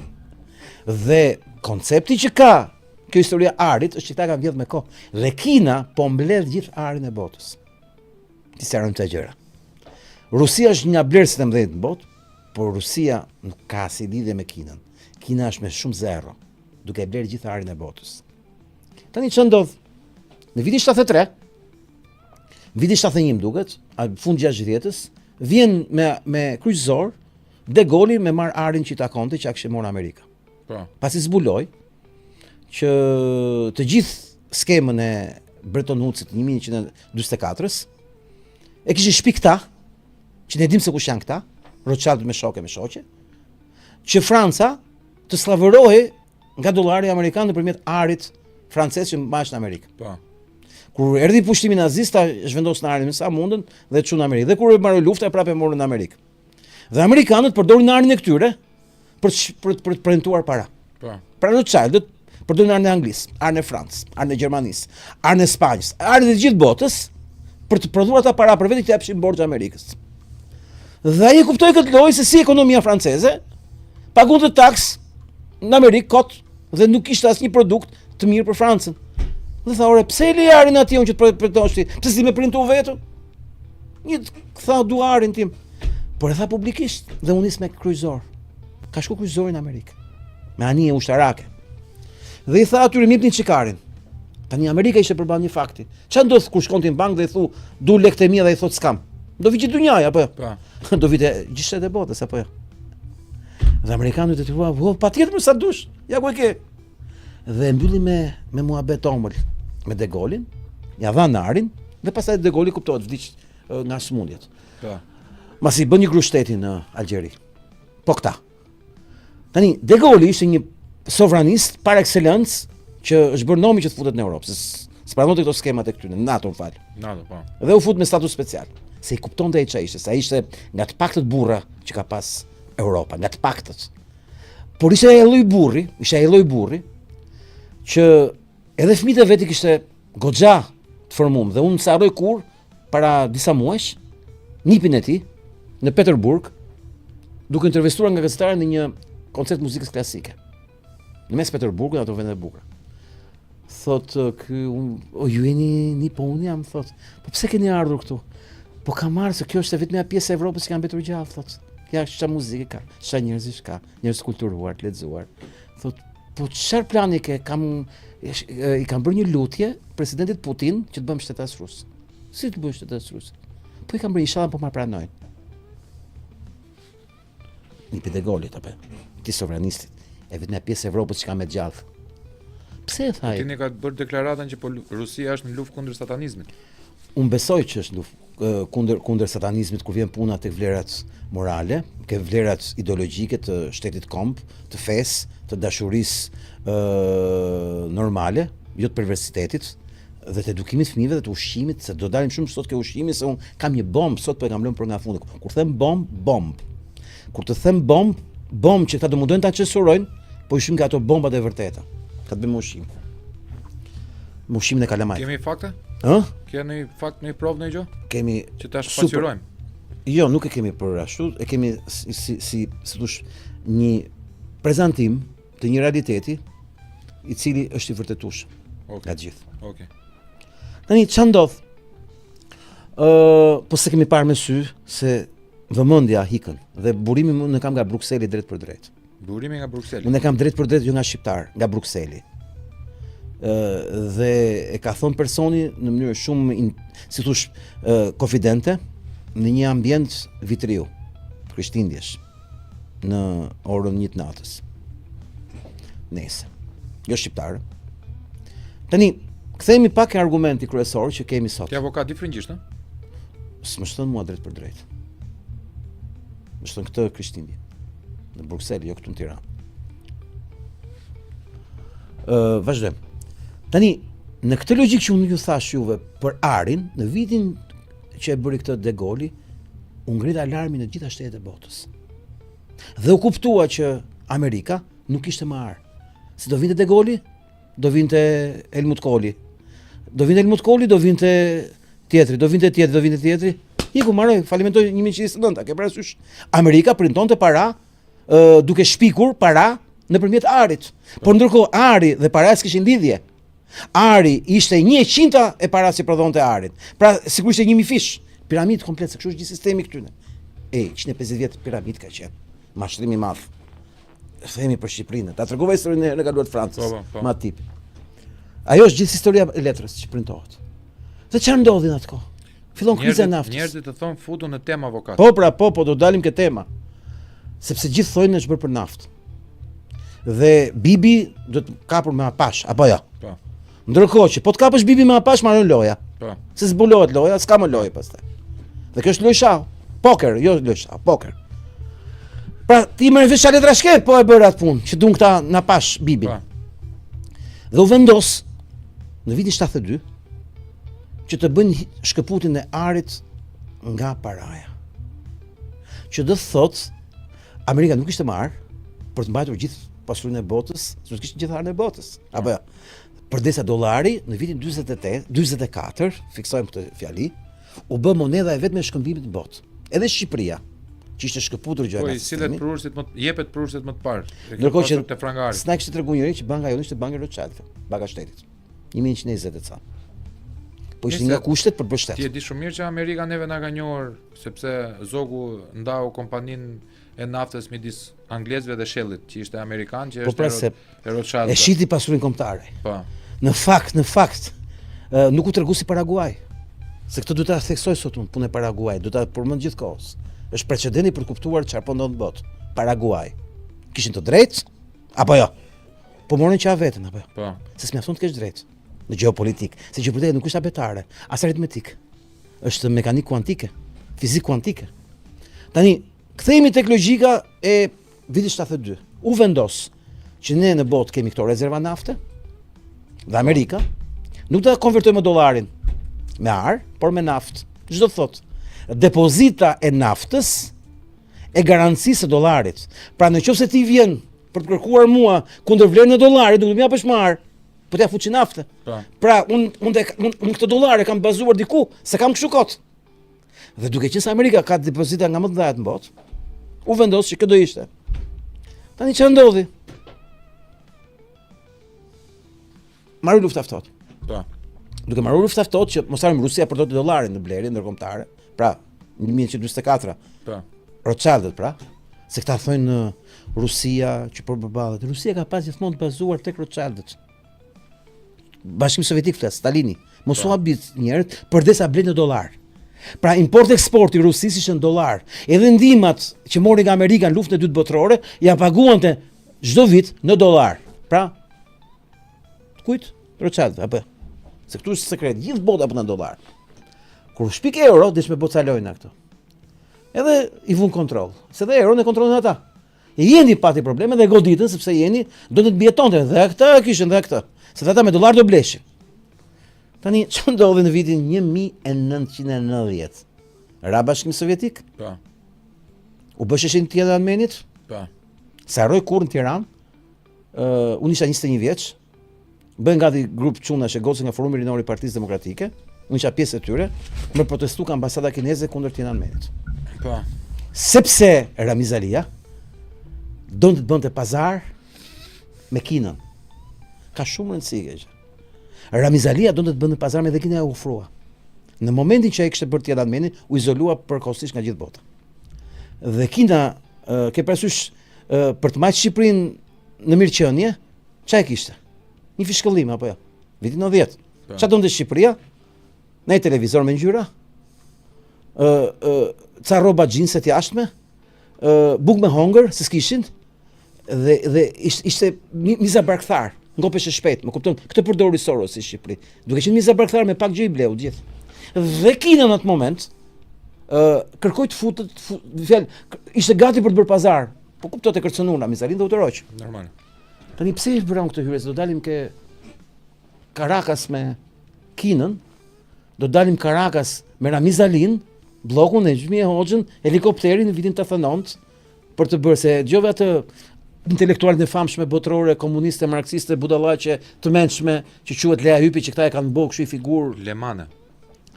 O zot, sa qesharake, për ne që kemi studiu në atë fushë, ke parasysh ne qeshim me këtë gocën ke klasa, që ajo budallaqe. Çfarë po thotë ajo budallaqe? Çu thoshim në shkollë për ti pasi kjo. Çfarë thotë ajo? Pse? Jo se ne jemi budallë dhe është e mençme. Po sepse ne kuptojmë çfarë thotë ajo. Tjerët nuk e kuptojnë çfarë thotë ajo. Dhe kjo tha që po të kishte ardhur helikopteri, tha. A pash, tha, të merrte Enver Hoxhën, nuk do isha dakord, tha. Ti e di historinë e familjes saj, çka kanë bërë. Është një nga familjet më tragjike dhe më intelektuale dhe më me kualitet që ka pas Shqipëria, familja e saj, origjina e saj. Po nuk ka qenie më të neverishme se sa viktima që i put dorën xhelatit valla. Sidomos kur është komunist. Të merr. Sidomos kur është komunist. Të merr. Dhe ajo thot në televizor, në intervistë, që po të vinte helikopteri Trumpit, pra i Amerikës, të merrte Enver Hoxhën me Xhmie në blok, që çaj kanë bërë sa familje. Shikoj. Këto vlla ngatrojnë në parimin, e kam dëgjuar shumë idiota të tillë. Ligjet ndërkombëtare të gjitha me radhë. Nuk ka ligje ndërkombëtare, këto ligje ndërkombëtare janë thyer, më thon, kanë ardhur në jetë si pasojë. Ja, kanë dashur. Jo, kanë ardhur në jetë vlla, më lër ta mbaroj, kanë ardhur në jetë si pasojë e thyerjes disa ligjeve pararenza. Dhe kur janë thyer, kur të Fordëve s'u ka interesuar ligji vjetër.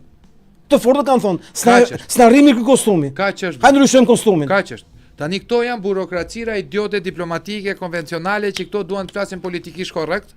Por ti vlla nuk flet dot politikisht korrekt, kur je një vajzë me emrin Lea, që ke bë vetëm një libër në jetën tënde të lirë që është 10.000 lekë që i shpenzuar më dëm. Që është mashtrim. Që unë e kam hedhur, po mashtrim. E di pse është mashtrim, sepse libri ka një titull që quhet stili, zhanri. Nuk mund të shkruash non-fiction. Pra, jo fantazi. Po. Pra i vërtet kur ti gënjen për njerëz që kanë qenë gjallë dhe janë dëshmitar të familjes së saj, që e kanë thënë ata. Vlla, Dhe i kanë kërcënuar që të mos e hedhin gjyq për atë libër që ka bërë. Kjo është buratin i politikave bastarde europiane, Sorosiane, që kapen pas këtyre të drejtave të qenit, drejtave të lules, mos e kput lulen. E morë veç se për zum. Mos e bëj kështu, mos e bëj ashtu. E morë kush e Nuk për më zum. intereson fare sepse unë për atë që kur e kam parë për herë të parë, kam qenë i detyruar me vajtë e librit saj, bleva E di kush e përzuri. bleva 10.000 lekë të librin që e kam shpenzu kot, lexova vetëm 10 faqet e para vlla, edhe mu duke shpifur fare. Di kush e përzuri. Dhe nuk e di, Edi Rama. po më duhet. E morë veç se përzuri. Pse? Sepse projektet e Sorosit, mitra e Sorosit punon seri. Dhe prodhon klone i saj. Po. Po ti nuk mund thuash në ditët më të vështira të Edi Ramës, kur sapo ka dalë Fafo, ma përkthej çik në anglisht dhe shqip. Fuck around. Kush e kruan do ta haje. Bukur. Kush e kru me mu, ashtu. Fuck around and you will fucked up. Kur erdhi ajo, si që thon Fafo, Po. erdhi ajo. Hëngri ajo kundër Trumpit. Po. Po kush e solli atë? Ky që i deri Fafo janë gjumë. Dhe ky u distancu nga ajo. Dhe tha jam hik. Dhe hiku. Dhe s'vjen më ajo. Më beson mua. Sepse Fafo s'kishte dalë akoma. Fali se kon kësi ti këtë si figurë politike që do e kesh ti nesër mbas e zvendësu se kur kjo shan këtë, po ti pse do ikesh? Ti pse ti do ikesh? Shikoj. Kto janë, unë e shikoj pak më ndryshe avokat. Unë e shikoj tek ajo pjesa që këta kanë mana për të bërë tra anavlla. Bëjnë çorap. Tashi një pyetje, Ai nuk e bëri me qëllim. jo, një pyetje kam Nuk unë. e bëri me qëllim, ajo ashtu Një është. pyetje kam unë. Kur na ditë kanë kaq intelektuale vëlla për qeveri teknike, pse drejtë nuk i fusin në për lista këta vëlla? Sepse Dali Lea Hypi, të vi Lea Hypi nga Anglia ku jeton atje na bën si intelektuale madhe që s'dinte me fol vëlla. unë besoj që Lea është në rregull kur mendon Nuk që në dinte me Shqipëri. fol, po Jo, unë mendoj kurse- që është në rregull Lea. Kur këtu të gjitha me Sorosin, pse të mos i dhe ajo? Po çlite ka. Po vëlla. ka lidhje kur mender copat e janë copa, ku ndryshon ngjyra. E ka një më të zi, një më kaf. Po një mender janë. Po vëlla. Që do thotë nëse Tiku është i Sorosit, Alindi i Sorosit, Agrosha e propozon kandidatura vetëm të Sorosit. Sali Berisha e bën çdo gjë me anë Sorosit, me Alfred Lelot e me kompani, me Smartmatic të Sorosit Ama të vetëm zgjedhjeve. Mos i përmend ca emra këtu e di. Edi Rama i bën gjitha me Soros. Më fali bën sekond. Qa faj ka Lea e Soros që vjen këtu gjithë shef. Problemi që i hëngri goja. Një gjë që ka normal ta thotë se ashtu janë këta të gjithë. Ditën e gabuar se s'mund thotë për Trumpin ato që tha kur sa ka dal Fafo. Se Rama nuk po fle Se më çfarë gjumë. thas unë se kam djeg fare dhe nuk më intereson ajo fare. Po qa nuk tha? Unë vetëm një gjë Projmë kuptova. si çik të Ramës, siç Vlla, atëre. unë vetëm Si një gjë- fatkesi për këtë, fatkesi Unë për vetëm një atë. gjë kuptova vëlla. Nga ajo. Që e kishte emrin Leman. Në pasaportë ka pa vetëm një rillës. I thot gazetare, ç'a është kjo Leman Hypi? Unë emrin Leman e kam ta po e vendos sa Lea. Mund të jetë një gjyshe, një Jo më jo, emri i kësaj e vëlla, Po në pra, mund të pasaport. jetë mund të ketë familja një emër tjetër dhe pastaj ka ndruar kjo për të bërë moderne. Ku e di unë? Lema më duket se emra hebre mua. Po. Se këtu do e dilja vëlla. Po ti e di spekulacionin e shqiptarëve sigurisht në Brenjë, di këtë ti. Spiro Pali, Erion Velia. Po leja tash. Kanë shpikur kështu mitologji personale Piropali familjare. ka vetëm një gjë problem vëlla në jetën e saj. Domethënë nuk ka për të shpëtuar dy thagmave të mëdha. Asaj fotos që priste të hante peshk te freshi, Që ka thonë? që e ka thonë, Që është- dua të hap peshk, e kishte arritë të madhe të hante peshk në 2011-ën. Po s'ke vaj, mame si ka qenë. Po ç Kos ke lëkur. Këtu nuk lind avokat, këtu nuk lindi shëptuar o vëlla. Këtu lindi varfër o vëlla.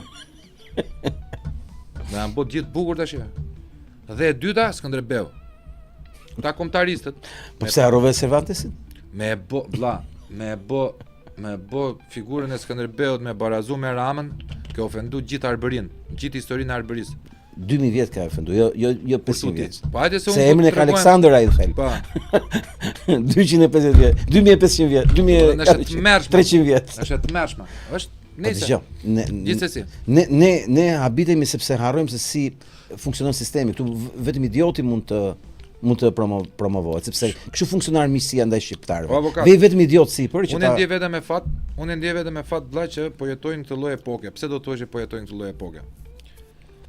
Para 2024-s, ku nuk e dija, pash, më thënë ajo thagma e madhe, më thënë më rrëzoi gjithë atë shpresën time në 2020-ën kur humbi Trumpi, me mënyrën se si humbi, që ishte sekret publik që u vodhën, po të gjithë kishin frikë ta thoshin që u votën, jo po kjo, jo po ajo, e gjitha me radhë, dhe krijova një lloj neverie të tmerrshme vëlla për gjithë opinionin publik botror, jo vetëm për Shqipëri që këtu është lumhane. Domethënë 90% e opinionit publik është lumhane. Unë kam respekt shumë për shqiptarët kur mendoj italianët, gjermanët. Nice, unë s'kam respekt për asnjë vëlla. S'kam respekt. Biles unë e kam me këta të mit, që na sjellin këta, po pak rëndësi ka.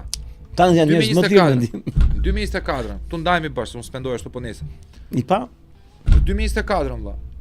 Unë ndjem me fat, pse? Jo se Bjondi do bëjnë një gjë, se Bjondi luan vetëm për veten e vet vëlla, bravo i qoftë.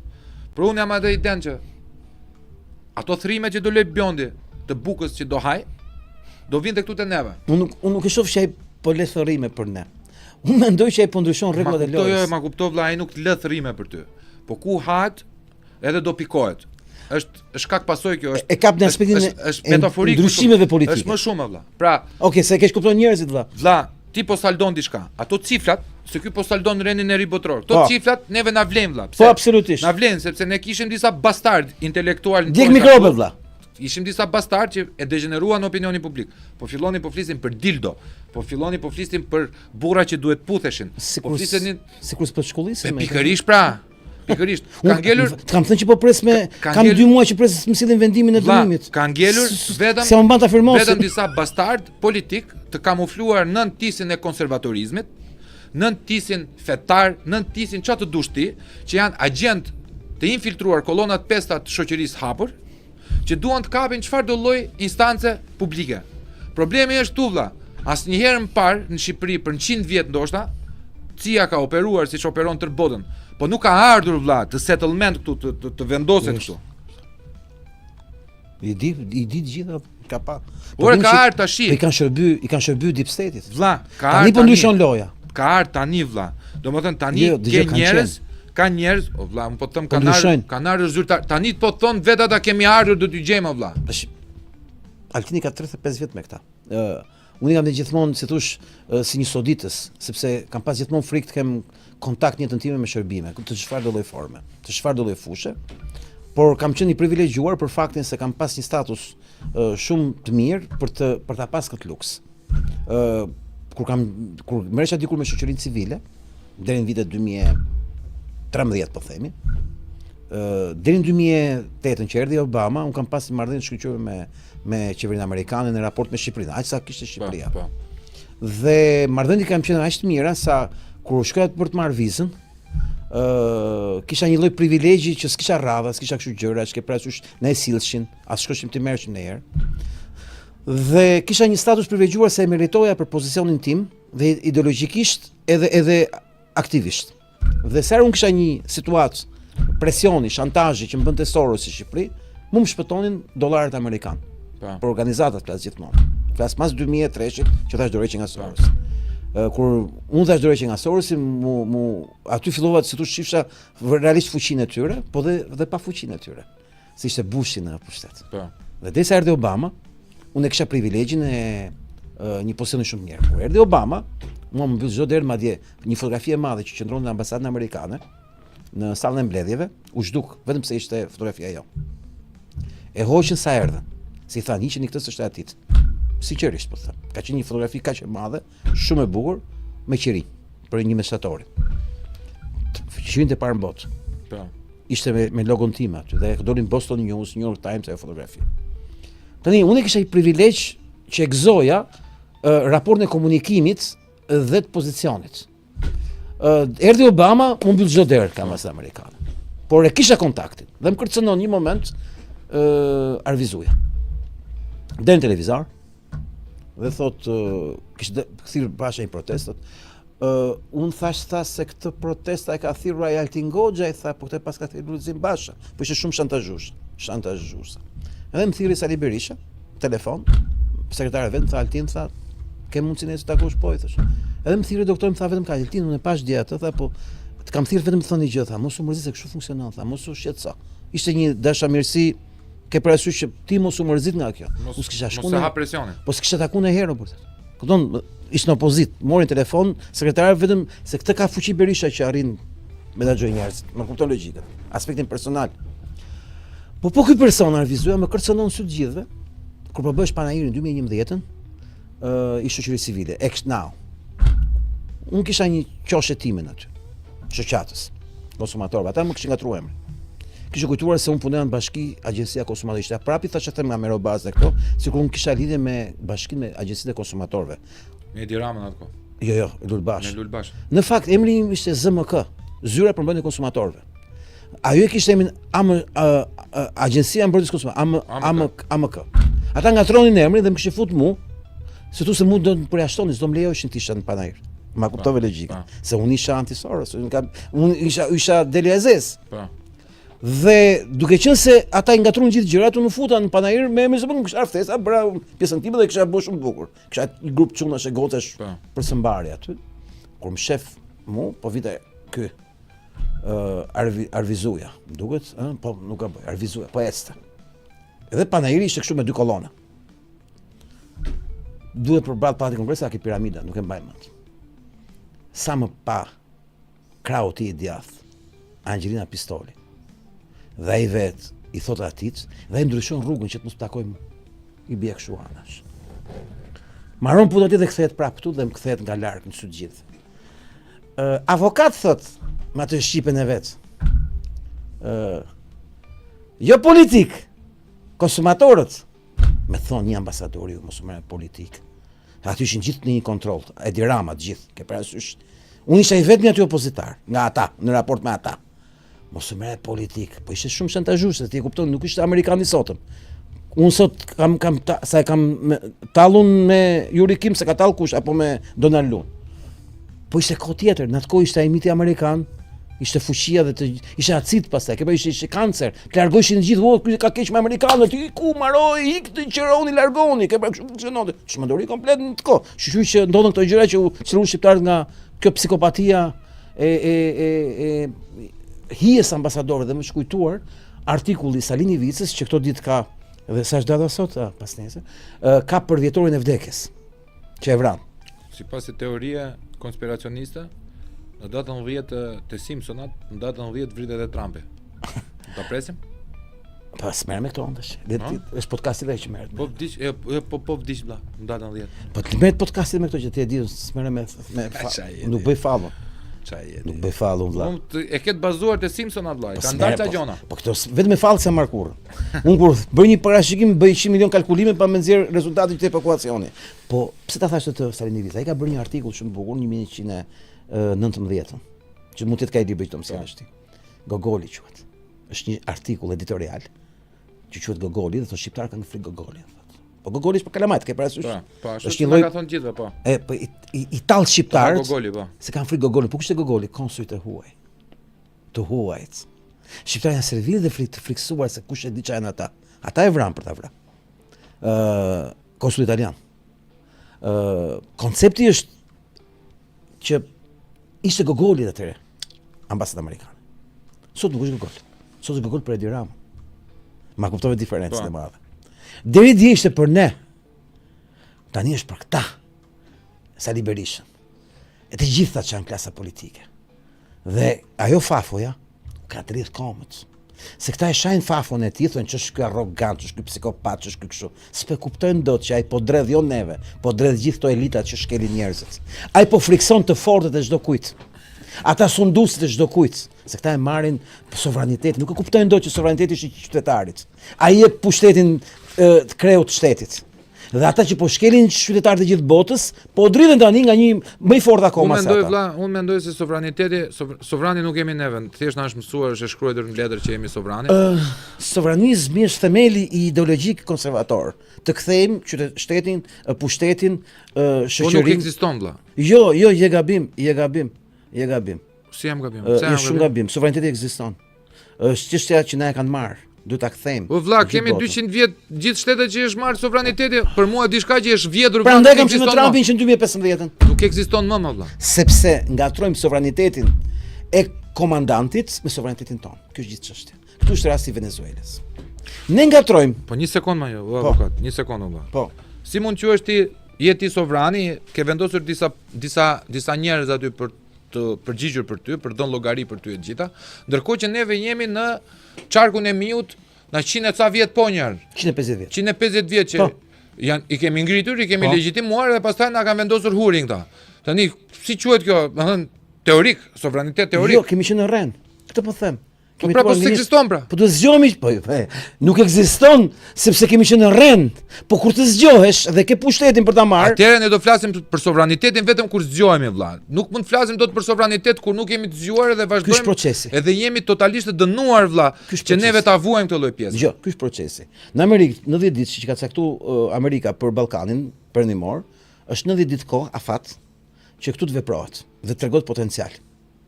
Bën s'bën. Jo më kot ka shku podcasti herës kalume, sa dush apo 25.000, 26.000. Tani kush gjithë ideja e asaj që duhet prezantoj unë? Unë do të prezantoj idenë që ka ardhur momenti që njerëzit po zgjohen për të kuptuar që nuk janë sovranë, nuk kanë vjedh sovranitetin. Dhe kur Trumpi godet Maduron, këta thoi po godet sovranitetin. Sovranitetin e kujt? Kjo është gjithë sekreti. Sovranitetin e Venezuelës, më fal, pa ka sovranitet Maduro. Sovranitet nuk është që ti tash, si thosh, t'ja u vjedhësh votën qytetarëve. Sovranitet nuk është që ti shtypësh qytetarët. Për aq kohë sa qytetarët kanë pranuar vëlla atë lloj regjimi. Kanë ikur 1/3 kanë pranuar që po eksodi, kanë pranuar që ata të vidhen, kanë pranuar që të legjitimojnë 10.000 vrarë. 10.000 vrarë ka Venezuela. Ky është legjitimim, avokat. Jo pra jo. Ky është legjitimim vëlla. Jo. Sepse janë po këta lloj burra shtetash, po këta lloj buratinësh që kanë krijuar ligje idiotë që duhet i binden dhe tani jo sovraniteti. Kush e kupton real politikën, unë që jam fans, edhe jo fans, i thari real politikës, po ti më i forcës aty do ta marr jetën se e kam të drejtën time për të ekspansionuar e shoku. Jam më i forcës aty është legji i xhunglës. Kështu ka për të jetën në universin që jetojmë neve. Pra, po ta shikosh unë shikoj midis shteteve, midis njeriut, nga antropomorf deri tek strukturat më të mëdha. Tani një sekond vëlla, se folje ti të flasë unë çik. Ideja është tu. Unë e kam parë Trumpin që ka përdorur çfarë do lloj gjë të mundshme për ta marketuar veten. Do ta dish gjë që do qeshësh tash. E di sa është shitur Nike-u Maduro me kostumin gri. Po e di për çfarë ka përdorur Trumpi ata? Pse s'ka qenë i veshur me Nike. Mund ta jap me jetë që është PR i Trumpit që e kanë vetë. E besoj 1 miliard %. Këtë që thua, e besoj. E di pse? Sepse Nike-u logon e vet vëlla e ka Just Do It. Këtë bën vetëm Trumpi. Vetëm Trumpi mund ta bëj. Just Do It. Pra e ka filluar Just Do It. I ka thënë me pijama se do të veshim ne. Po, se do të veshim neve. Just Do It. Pijama do dalë që gjithë burr. Vish të tutat. Kaq vëlla. Domethën sovraniteti. Pse mundesh? Pse e bën? Sepse mundem vëlla. Pse e bëni këtë? Because we fucking can. Kaq është e thjeshta. Ne mundem ja vëlla. Domethën ka ardhur do mundem ta bëj.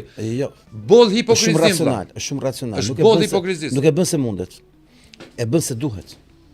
Ore mundet ai, mundet. Ai e bën se duhet. Unë do vërtetoj sot që duhet. Ai e bën se duhet, edhe duhet sepse mundet vëlla. Ai ka pas mundësi gjithmonë. Jo, ai ka pas mundësi gjithmonë. Amerika ka pas mundësi gjithmonë. Po nuk lejoheshin ta bëjnë sepse agjenda është e tillë. Projekti ka qenë varrëmi i Amerikës. Ky është sekreti. Në 2020-ën, në 2019-ën e kam parë dijet e POTUS, tash e kam bërë edhe unë kërkime shumë të mëdha tani për këtë pjesën dhe thoshte është fshirë nga faqja e White House-it nga demokratët një deklaratë që bënte Bideni me të njëjtat gjona që thot Trumpi për Maduron. Këta zogj qyqesh që bojnë tash jo po sovraniteti se kongresi se leshi se preshi. Në fund ditës turpi i madh për gjithë shqiptarët për ta debila delinquent analisti ka këtu ku që thon janë u thye Këshilli i Sigurimit, o idiot, se u thye Këshilli i Sigurimit edhe nuk u por Këshilli i Sigurimit, sot kemi Kosovën ava. Se po t'ishte për Këshillin e Sigurimit, Kosova do ishte tërë jetën Serbi.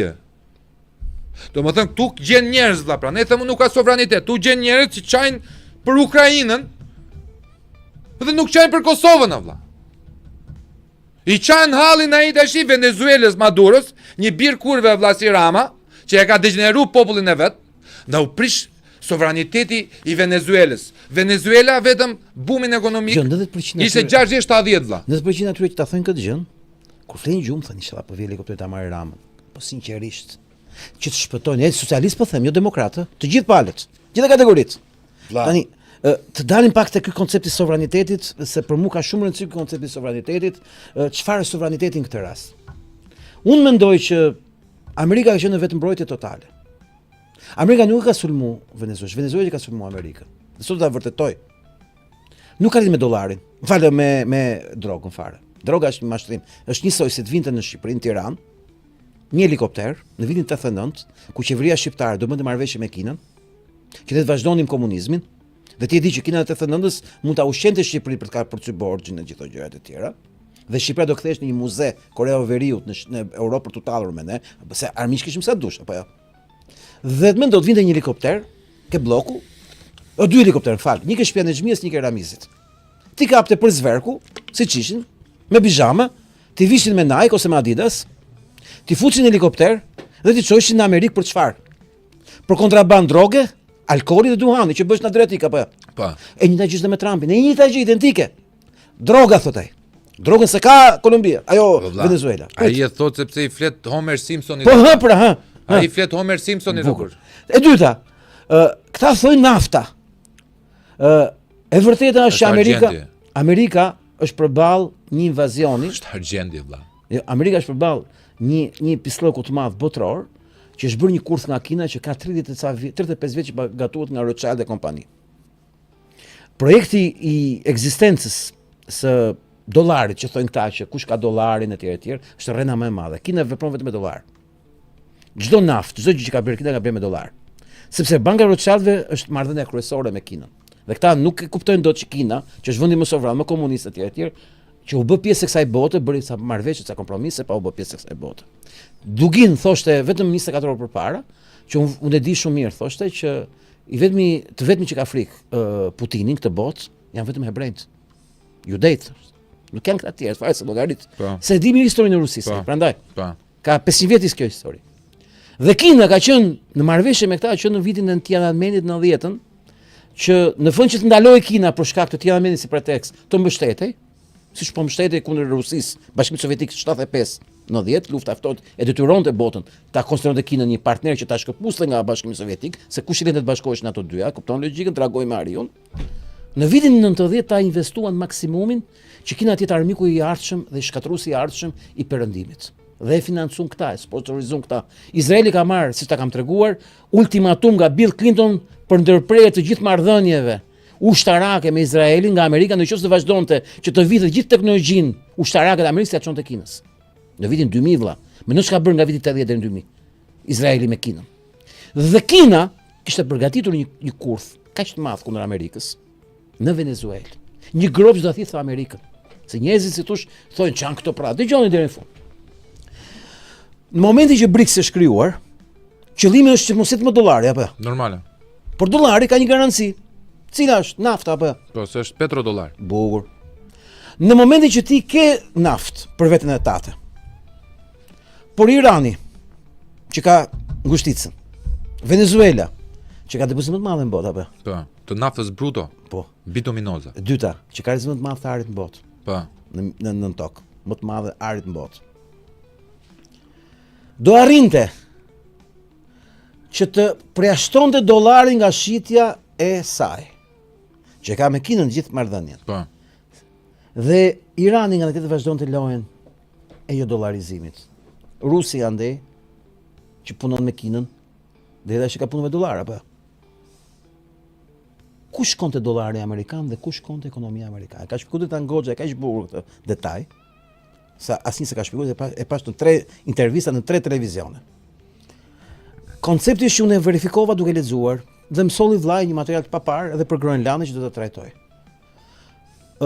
Koncepti ishte që po bëj gati një puç ndaj dollarit amerikan në bashkëpunim me këta, me ata, si gjithmonë, që Amerika të kalonte në krizën e falimentimit total si vend për shkak se dollari do kalonte në inflacion automatik për shkak të përjashtimit nga shkëmbimi i energjisë që është nafta, që përcakton gjithë sepse është petrodollar. Pra nëse shumica e naftës botës nuk tregtohet me dollar, nuk është me petrodollar. Po çfarë është kur s'është me petrodollar? Është sop letër. Se s'ka kundërpar. Dhe në Venezuelë po përgatitej ky puç. Vetëm mos i bjer tavolinës. Në Venezuelë po përgatitej nga Kina ky puç. Dhe kushte disa vjet që përgatitej. Trumpi ka bërë vetëm një akt vetëmbrojtje, që është thjesht si me të qenë një shtet përballë teje, që po përgatit një helm për të helmuar ty do sulmosh ti po përgatit helmin për të helmuar gjithë popullin tot. Do ndalosh. Të dhjefshan fal për shprehjen suverenitetin. ligjet ndërkombëtare, OKB-ra e çfarë të dush ti. Sepse këtu luhet për vetë mbrojtje, kurse pralla e Trumpit për drogën, jo po na duhet nafta, ai nuk e do naftën për vete, ai do vetëm që tregtohet me dollar nafta e tyre. E vetëm Aliverdi që ka Amerika që tregtohet me dollar nafta e Venezuelës. Pra le të çoj Kinës, por me dollar. Le të çoj kujt të doj, por me dollar. Jo me shkëmbim për jashtim dollarit, sepse vlera që ka nën tokë vlen më shumë se ajo që ka mbi tokë, sepse është kundër vlefta e garanci siç ishte Ari me para e printuar, më kupton logjikën. Amerika ka bërë të vetmin gjë që duhet të bënte, po s'mund ta bësh ata para Trumpit, sepse ata janë kukullat e po atyre që po shkatrojnë Amerikën, që kanë prodhu Kinën, që kanë prodhu globalizmin. Dhe Trumpi përcaktoi me 2 helikopter ndryshimin botëror të rregullave. Jepi fund vllata shik kësaj se do kalojmë, kemi gjithë ato tema tjera. Amerika e bën e grop. me 2 helikopter Po.